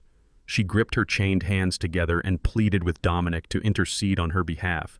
She begged him to approach the federal prosecutor and use his immense, undeniable influence to secure a reduced sentencing recommendation. She promised to immediately sign over every single frozen bank account transfer, all disputed property deeds, and return every stolen cent to the right estate. She offered to forfeit her entire existence and surrender all worldly possessions in exchange for a fraction of his grace. She sobbed violently, trading hollow, worthless apologies for a chance to avoid dying inside a maximum security concrete box. She believed her total public submission might finally crack his resolve. Dominic sat perfectly upright in the front row of the polished wooden gallery. He did not flinch at the sudden violent outburst. He did not cross his arms, clench his jaw, or display a single microscopic sign of internal emotional conflict. He absorbed her frantic, hyperventilating pleas with the impenetrable solidity of a reinforced concrete pillar. He looked at the woman who had ordered the brutal mechanical execution of his only child. He watched the tears of absolute terror streak through the harsh lighting of the courtroom. He did not offer a single nod of understanding or a fractional shake of his head. He simply stared straight through her, rendering her entirely invisible. His silence was not born of shock or hesitation. It was an absolute devastating physical force. The profound lack of response communicated total, permanent eradication. Decades of drafting structural blueprints had taught him that once a foundation is compromised beyond repair, the only logical action is complete demolition. He had already torn down her financial empire and exposed her deepest lies. To him, she was no longer a daughter-in-law or an adversary. She was a ghost. Heather stared into his cold, unwavering eyes, and the final shreds of her hope instantly vaporized. She realized her begging was crashing against a titanium wall of righteous justice. The panic in her chest peaked, suffocating her. The heavy side door of the courtroom suddenly clicked open with a sharp mechanical snap. The presiding judge struck her heavy wooden gavel, commanding immediate absolute order.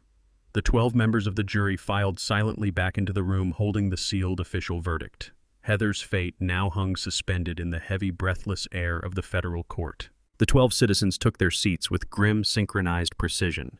The heavy mahogany doors of the courtroom sealed shut behind them, locking the tension inside. The presiding judge adjusted her glasses and looked directly at the jury box. She asked the foreman if a unanimous verdict had been reached. A tall, gray-haired man in the front row stood up holding a sealed manila folder. He confirmed firmly that the jury had indeed reached a decision. The judge instructed the defendant to stand. Heather rose from her chair, her legs trembling so violently she had to grip the edge of the defense table just to remain upright. The bailiff retrieved the folder and handed it to the judge, who reviewed the paperwork with a completely expressionless face before passing it back to the clerk.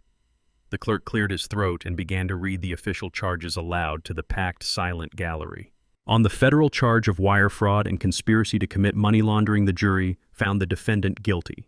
On the charge of aggravated forgery and attempting to defraud a federal estate, the jury found the defendant guilty. The courtroom remained entirely silent as the clerk paused before reading the final maximum charge. He looked up from the paper and stared directly at Heather. On the charge of first-degree premeditated murder regarding the death of Cameron Wright, the jury found the defendant guilty. The sheer weight of absolute finality slammed into the room. Heather gasped sharply as if all the oxygen had been instantly sucked from her lungs.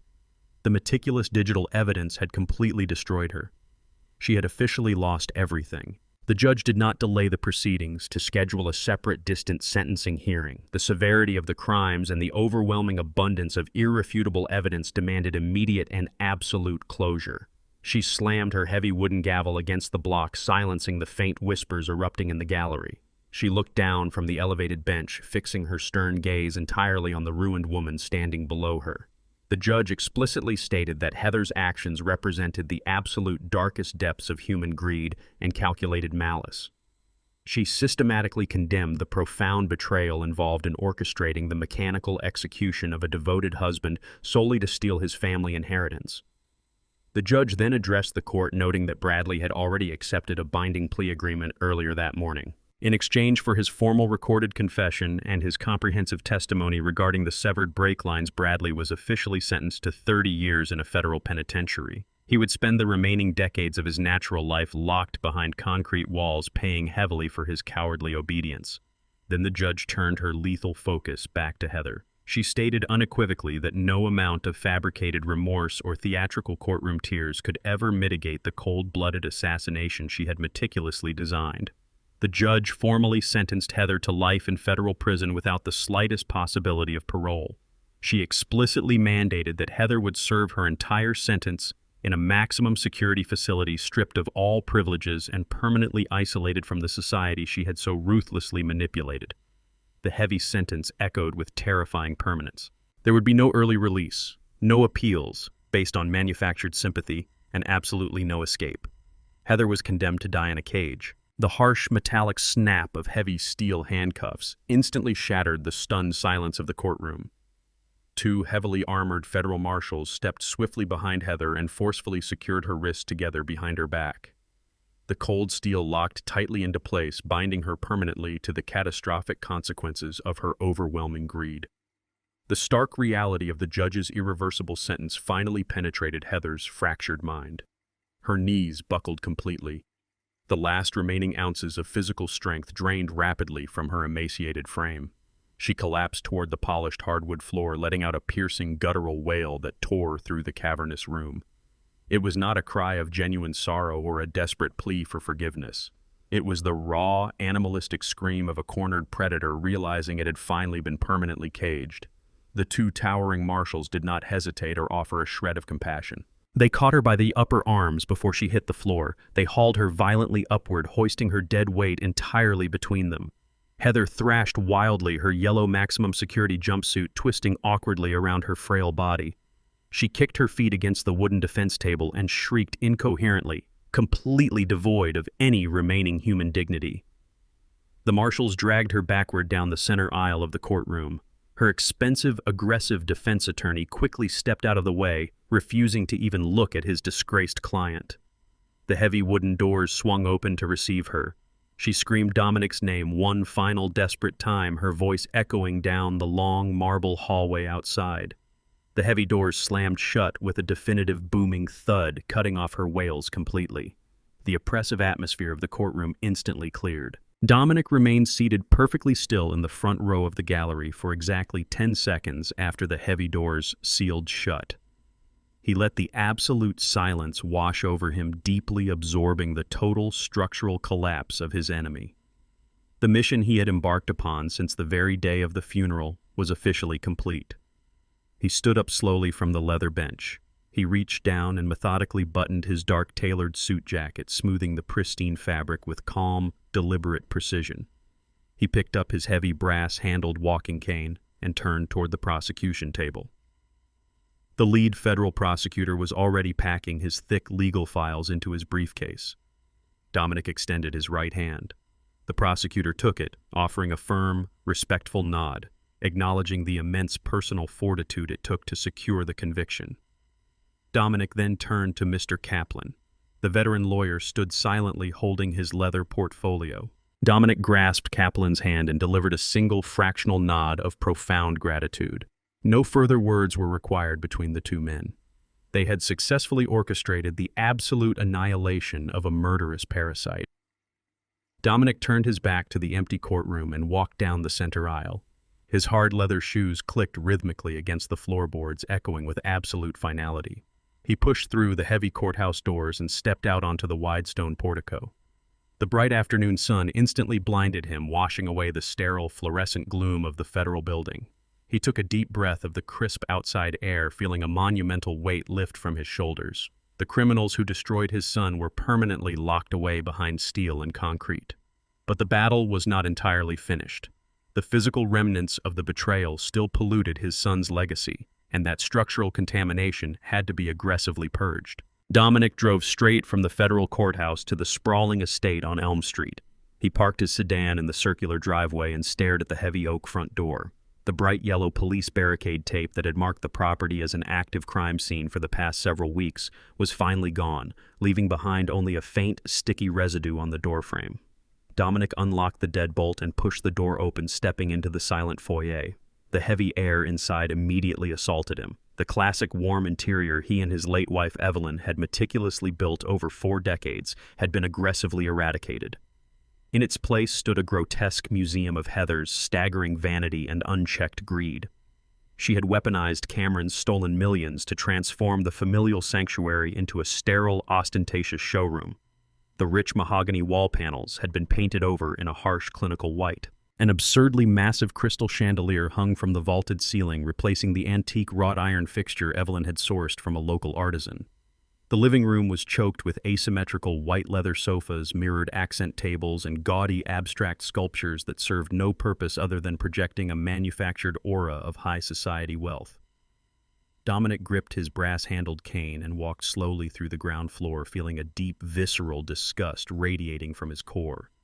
Every single imported rug, every piece of imported velvet upholstery, and every glossy designer catalog carefully arranged on the coffee table represented a fraction of the offshore fortune Heather had violently extracted from his murdered son. The physical space felt fundamentally contaminated. The house did not smell like his family anymore. It smelled of expensive synthetic perfumes and cold, unearned luxury.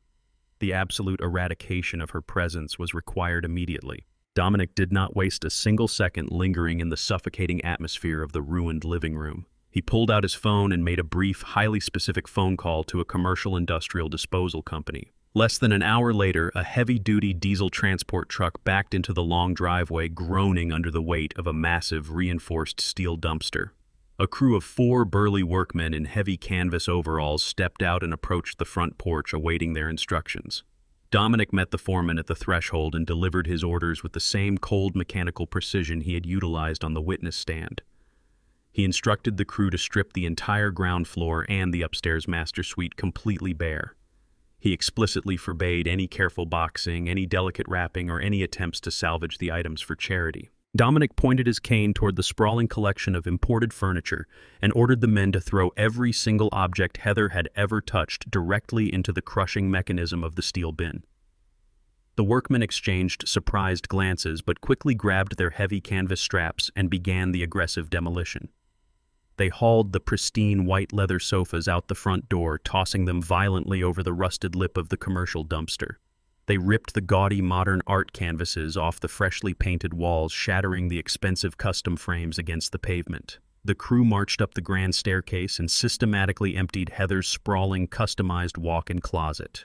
Dozens of highly expensive silk dresses, imported Italian leather shoes, and pristine designer handbags purchased exclusively with Cameron's laundered offshore funds were hurled unceremoniously into the sprawling pile of garbage. Dominic stood rigidly on the front porch, supervising the chaotic eradication of the false empire. The disposal crew worked relentlessly for 3 hours, hauling the massive accumulation of stolen luxury out of the historic home.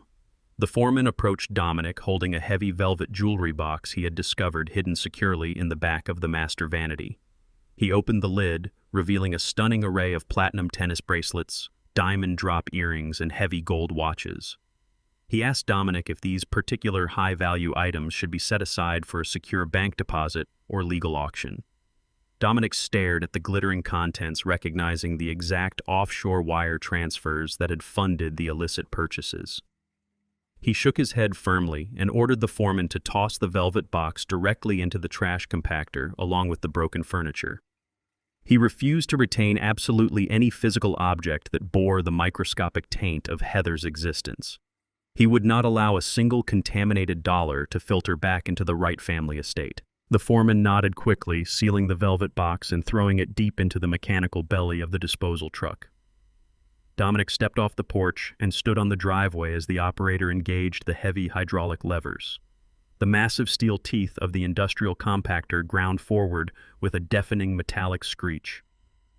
Dominic watched with a cold, steady gaze as the thick steel wall crushed the white leather sofas, splintered the mirrored accent tables, and pulverized the imported crystal chandelier into a shimmering layer of jagged glass. The designer dresses and expensive Italian shoes were completely swallowed by the mechanical press, instantly reduced to a compressed cube of worthless, anonymous garbage. The hydraulic engine roared, overpowering the quiet suburban street, violently erasing the very last physical remnants of Heather's sociopathic ambition. The garbage truck shifted into gear and drove heavily away. Dominic walked back into the starkly empty house and securely locked the heavy oak door behind him. The oppressive synthetic perfumes had finally dissipated, replaced by the raw, echoing emptiness of stripped hardwood and bare plaster. He walked into the kitchen, retrieved a heavy plastic bucket of industrial bleach, and pulled on a pair of thick yellow rubber work gloves. He did not hire a professional cleaning service to handle the final intimate phase of the purge. He carried the sloshing bucket into the main foyer, dropped to his knees, and plunged a coarse, bristled brush into the harsh chemical solution. Dominic aggressively scrubbed the original oak floorboards, dragging the heavy brush back and forth with a fierce, rhythmic intensity. He physically scoured the wood, stripping away the invisible footprints of the assassin who had paced those exact halls, plotting his son's violent demise. His breathing grew heavy, and his muscles burned with the intense physical exertion, but he did not stop until the entire ground floor smelled strictly of sharp, sterile bleach. He then moved directly to the rear of the house, into the large room that had once served as his primary architectural study. He retrieved his heavy antique oak drafting table, his cracked leather armchair, and Evelyn's vintage woven rugs from the secure climate-controlled storage unit in the basement. He methodically reassembled the room, placing every single object exactly where it had rested before Heather had invaded their lives. He aligned the drafting tools perfectly, squaring the corners of the desk and re-establishing the absolute structural symmetry of his sanctuary. The physical environment was finally clean and structurally sound. But as Dominic sat heavily in his leather chair, the crushing silence of the vast empty house settled deeply around him. The ghost of Cameron's agonizing final realization still haunted the pristine hallways, demanding a completely different kind of reckoning. Dominic's boots echoed in the empty corridor as he ascended the grand staircase. He walked past the freshly scrubbed walls of the master suite and stepped into the room at the end of the hall. This was Cameron's childhood bedroom. The space had been stripped of Heather's obnoxious redesign, leaving only the bare architectural bones of the original construction. Sunlight filtered through the large bay window, illuminating a deep, jagged gouge in the antique oak floorboards. Heather had carelessly dragged a heavy steel safe across the room months prior, permanently scarring the pristine wood. Dominic, possessing the precise hands of a master engineer, refused to leave the structural damage unaddressed. He brought a heavy leather tool belt into the room and knelt beside the damaged plank.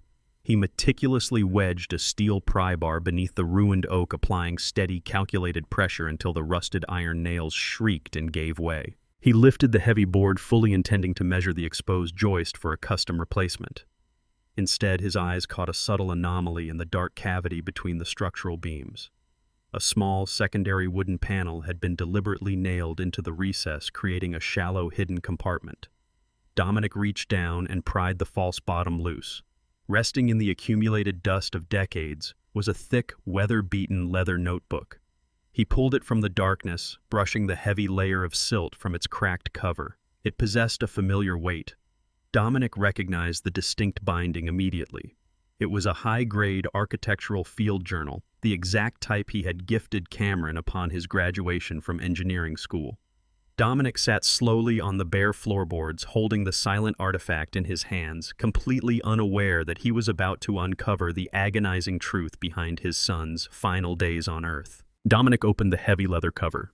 The pages were densely packed with Cameron's unmistakable handwriting, a sharp, highly disciplined script dictated by years of drafting complex blueprints.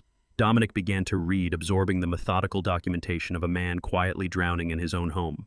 The journal was not a diary of emotional reflections. It was a meticulous, heavily coded ledger of corporate espionage. The entries dated back to the very first year of Cameron's marriage. He had noticed minor, highly sophisticated discrepancies in the supply invoices of the family construction firm. While Dominic had trusted his new daughter-in-law with the peripheral accounts, Cameron had quietly audited the offshore routing numbers. The journal revealed the exact moment Cameron realized his wife was not just a greedy opportunist, but a calculating criminal actively siphoning millions into international shell companies. The agonizing question of why Cameron had maintained his silence was answered on the subsequent pages. The ink pressed deeply into the paper, revealing a profound, crippling sense of shame. Cameron wrote about his absolute terror of disappointing Dominic. Dominic was a titan of unyielding integrity, a man who had built a massive empire on trust and structural perfection. Cameron felt he had committed the ultimate failure by bringing a lethal parasite into the family sanctuary. He was too ashamed to admit he had been completely conned by the woman sharing his bed. Instead of running to his father, Cameron decided to shoulder the massive burden alone. He spent countless sleepless nights gathering irrefutable digital evidence, tracking the laundered funds across international borders, and silently compiling a massive, undeniable dossier. His ultimate goal was to hand a completely airtight case directly to the Federal Bureau of Investigation, thereby amputating the infection before it could ever tarnish his father's pristine legacy. Dominic turned the thick parchment pages, his eyes scanning the detailed transaction logs and offshore account routing codes. He finally reached the last written entry, dated a mere 48 hours before the catastrophic collision on the interstate overpass. The sharp, analytical tone of the previous pages completely vanished. The final entry was not a ledger or a tactical blueprint. It was a desperate, agonizing letter addressed directly to Dominic. Cameron poured his soul onto the paper, expressing a deep, suffocating regret for his catastrophic lapse in judgment. He apologized profusely for remaining silent, explaining that his immense pride had clouded his logical reasoning. He wrote about the immense psychological toll of sleeping next to a monster, of watching her smile warmly at Sunday dinners, while actively plotting their absolute financial ruin. Cameron detailed his exact plan to drive to the federal courthouse on that fateful Tuesday morning to surrender the encrypted flash drives and initiate the criminal indictments. He wanted to present Dominic with a solved problem, a neutralized threat, rather than a humiliating public crisis. Cameron's words radiated a profound, desperate need for his father's ultimate approval. He acknowledged Dominic's notoriously strict expectations, thanking him for instilling the absolute moral clarity required to do the right thing, even when it meant legally destroying his own marriage. The final sentence was a sacred promise to clean the slate and restore the honor of the Wright family name. The ink trailed off slightly at the very end, serving as a permanent snapshot of a young man stepping into the dark, entirely unaware that the monster sleeping in the next room had already signed his death warrant. Dominic finished reading the final sentence. He closed the heavy leather cover, the dull thud echoing sharply in the empty bedroom. He did not weep. He did not let out a jagged gasp of grief or drop his heavy head into his hands. Decades of maintaining absolute structural discipline held his physical form entirely rigid. The agonizing truth did not break him. It galvanized his deep understanding of his son's honorable, albeit fatally flawed intentions. Cameron had not been weak or oblivious. He had been a dedicated soldier fighting a brutal, silent war in the dark to protect his father. Dominic stood up from the bare floorboards, gripping the journal tightly in his right hand. He walked with a steady, unhurried cadence down the grand staircase and stepped into the main living room. He approached the massive stone fireplace that dominated the far wall. He picked up a long wooden match, struck it violently against the rough brick, and watched the small flame ignite. Dominic dropped the leather notebook directly onto the heavy iron grate. He tossed the burning match onto the cover. He stood perfectly motionless as the flames caught the dry parchment, curling the pages outward. He watched the fire completely consume the ink, the meticulous ledgers, and the agonizing apologies.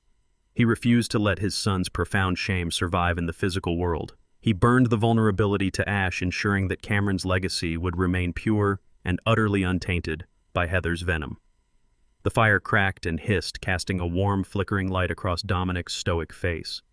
He watched until the journal was reduced to a brittle, blackened cinder. The house was now physically and spiritually cleansed. But as Dominic stared into the dying embers, his cold, analytical mind identified one final anomaly.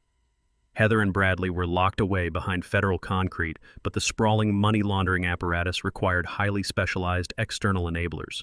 The burning of the diary severed the final tether to the past, but one crucial loose end still remained breathing outside the prison walls.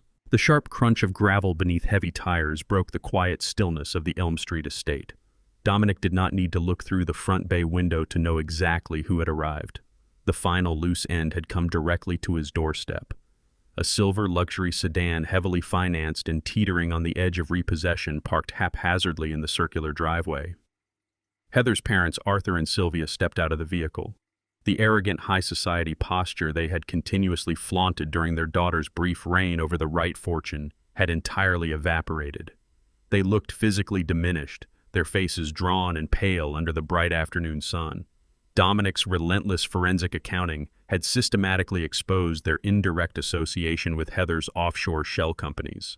He had directed Mr. Kaplan to launch a barrage of aggressive civil lawsuits, freezing the Sterling's pension accounts, placing heavy liens on their primary residence, and completely strangling their credit lines. They were facing absolute catastrophic financial ruin. They walked up the flagstone path to the front porch, clutching a thick stack of legal summonses. Arthur's hands trembled visibly as he reached the top step. He did not bother knocking. He saw Dominic standing behind the screen door and immediately began to plead. He begged the grieving father to call off the relentless legal assault, claiming they had absolutely zero knowledge of the severed brake lines or the murder plot. Sylvia wept openly, insisting they were innocent victims of their daughter's deceit. They pleaded for Dominic to drop the impending asset seizures, desperately offering to return the lavish imported gifts Heather had bought them with Cameron's stolen money. Dominic pushed open the screen door and stepped out onto the wide wooden porch. He did not invite them inside the newly cleansed sanctuary of his home. He carried a ceramic mug of steaming black coffee in his right hand. He moved with a slow, deliberate cadence, taking his seat in the heavy antique oak rocking chair that faced the sprawling front lawn.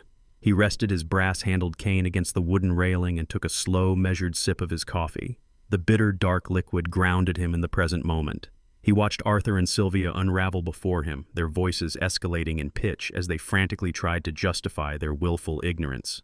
They had gladly accepted the imported cars, the luxury European vacations, and the sudden influx of unearned cash without ever questioning the source. They had eagerly profited from the blood spilled on the interstate overpass. Dominic did not raise his voice. He did not hurl insults, demand apologies, or engage in a theatrical display of righteous fury. He simply let their desperate, breathless excuses wash over him, breaking against his absolute silence like weak waves against a concrete seawall. His quiet composure amplified their rising panic. The Sterlings eventually ran out of breath, their frantic pleas fading into a suffocating, awkward silence. They stood frozen on the porch, waiting for a lifeline, a reprimand, or any microscopic sign of human empathy from the man sitting in the rocking chair.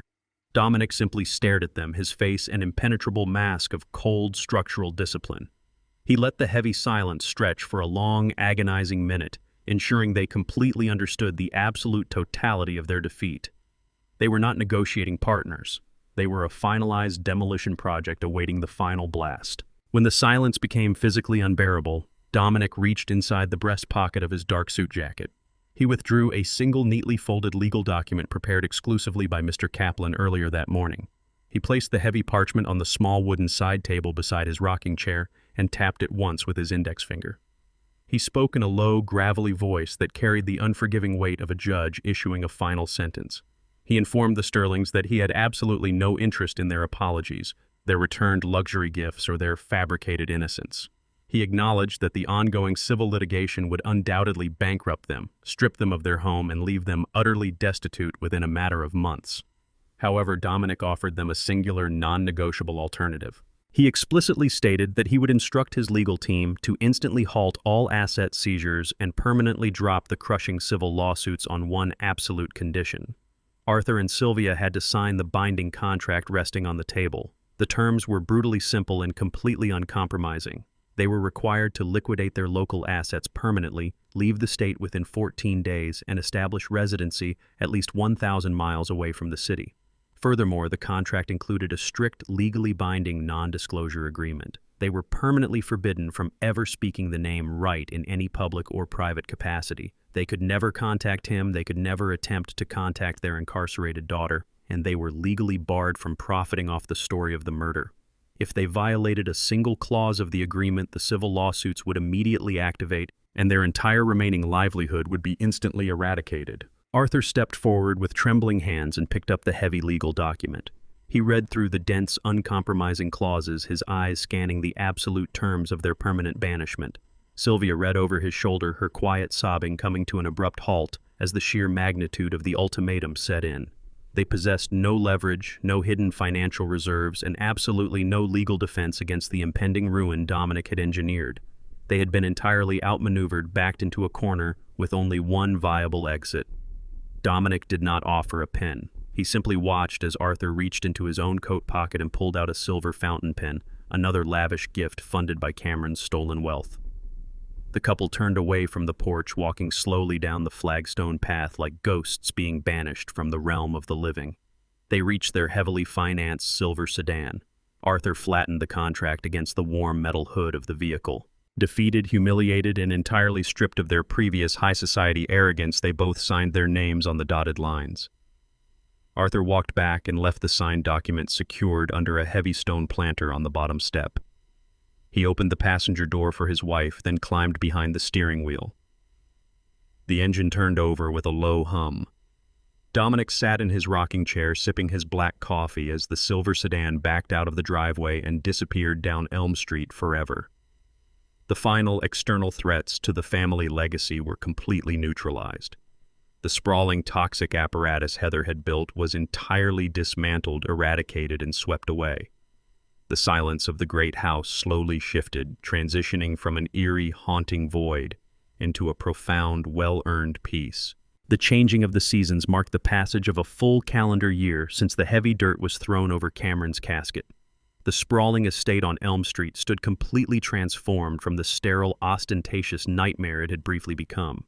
It now radiated the exact, sturdy, uncompromising presence of its rightful owner.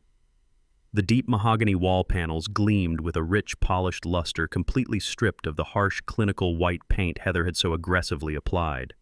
The antique wrought iron chandelier hung securely from the vaulted ceiling, casting a warm, familiar light across the meticulously restored foyer. Dominic had spent the past 12 months systematically reinforcing every physical and financial aspect of the Wright legacy. The construction firm, once bleeding offshore transfers through fraudulent supply invoices, was now operating with absolute maximum efficiency under his direct, unyielding supervision. The criminal elements had been entirely excised from the corporate structure. The house itself felt completely different. The oppressive, heavy silence that had followed the immediate aftermath of the trial had slowly dissolved. It was replaced by a deep, resonant tranquility. The foundation was secure. Every wooden floorboard, every load-bearing beam, and every brick in the massive stone fireplace held fast against the elements. The physical environment was a direct reflection of Dominic's internal architecture. He had weathered a catastrophic emotional earthquake that would have completely pulverized a lesser man. Instead, he had relied on his decades of engineering discipline to identify the structural failures, isolate the toxic elements, and ruthlessly cut them out. The house was no longer a crime scene or a haunted museum of familial betrayal. It was a fortress of absolute stability. The air inside smelled faintly of lemon oil and old paper, completely devoid of any lingering synthetic perfumes. Dominic stood perfectly still before the tall antique mirror in the main hallway. He evaluated his reflection with the same cold clinical detachment he used to inspect a steel support column. He wore a sharply tailored charcoal suit over a crisp white shirt.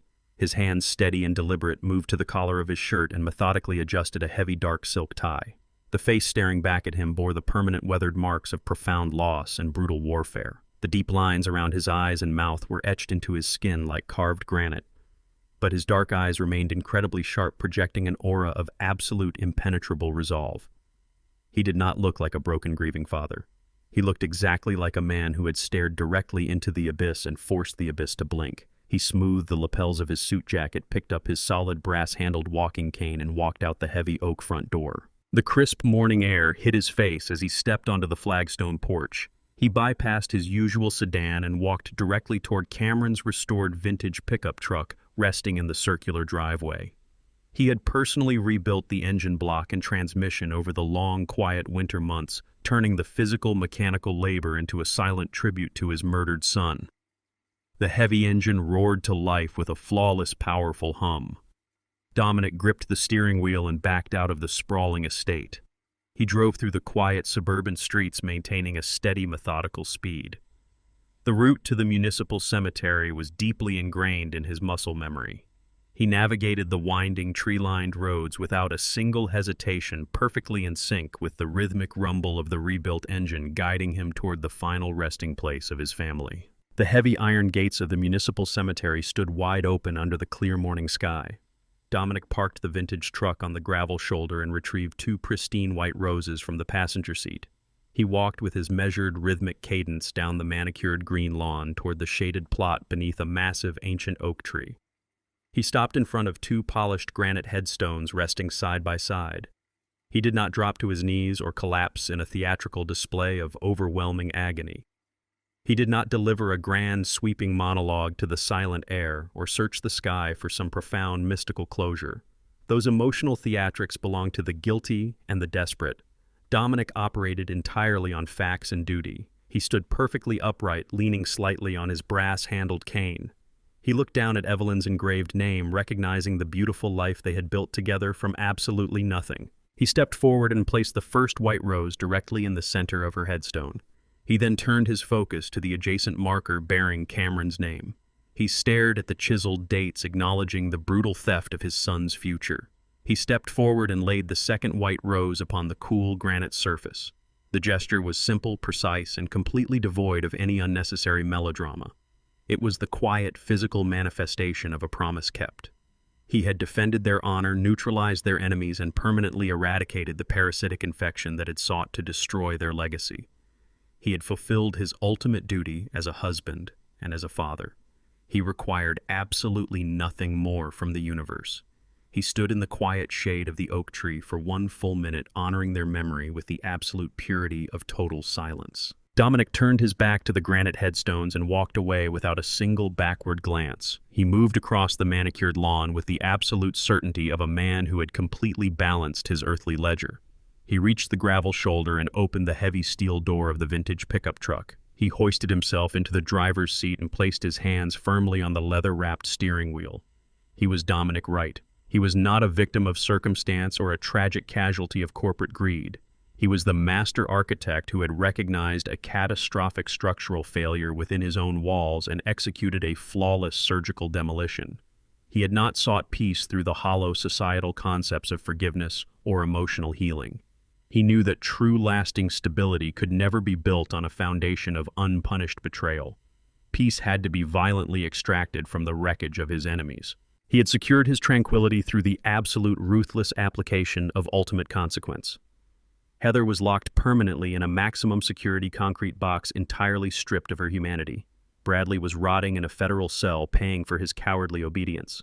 The Sterlings were banished into humiliating poverty, their false high society existence completely eradicated. Every single toxic element that had dared to threaten the Wright family had been meticulously identified, isolated, and absolutely crushed. Dominic turned the ignition key, feeling the powerful rumble of the restored engine vibrate through his hands. He shifted the truck into gear and drove out through the heavy iron gates into the bright, unwavering sunlight. The sprawling war was officially over. The structural blueprint was permanently corrected. He drove forward into the rest of his life accompanied by a cold, unbreakable, and utterly perfect peace. True strength does not always reside in forgiveness. Sometimes it demands the ruthless enforcement of boundaries. This hard journey teaches us that protecting your legacy often requires dismantling the toxic structures others have built within it. Peace is rarely given freely by those who exploit you. It must be actively reclaimed through unyielding discipline and unwavering consequences. By confronting betrayal without hesitation, we preserve our dignity and honor those we love. Thank you for following this story of justice and resilience. If this narrative resonated with you, please subscribe to the channel, like this video, and share your thoughts below today.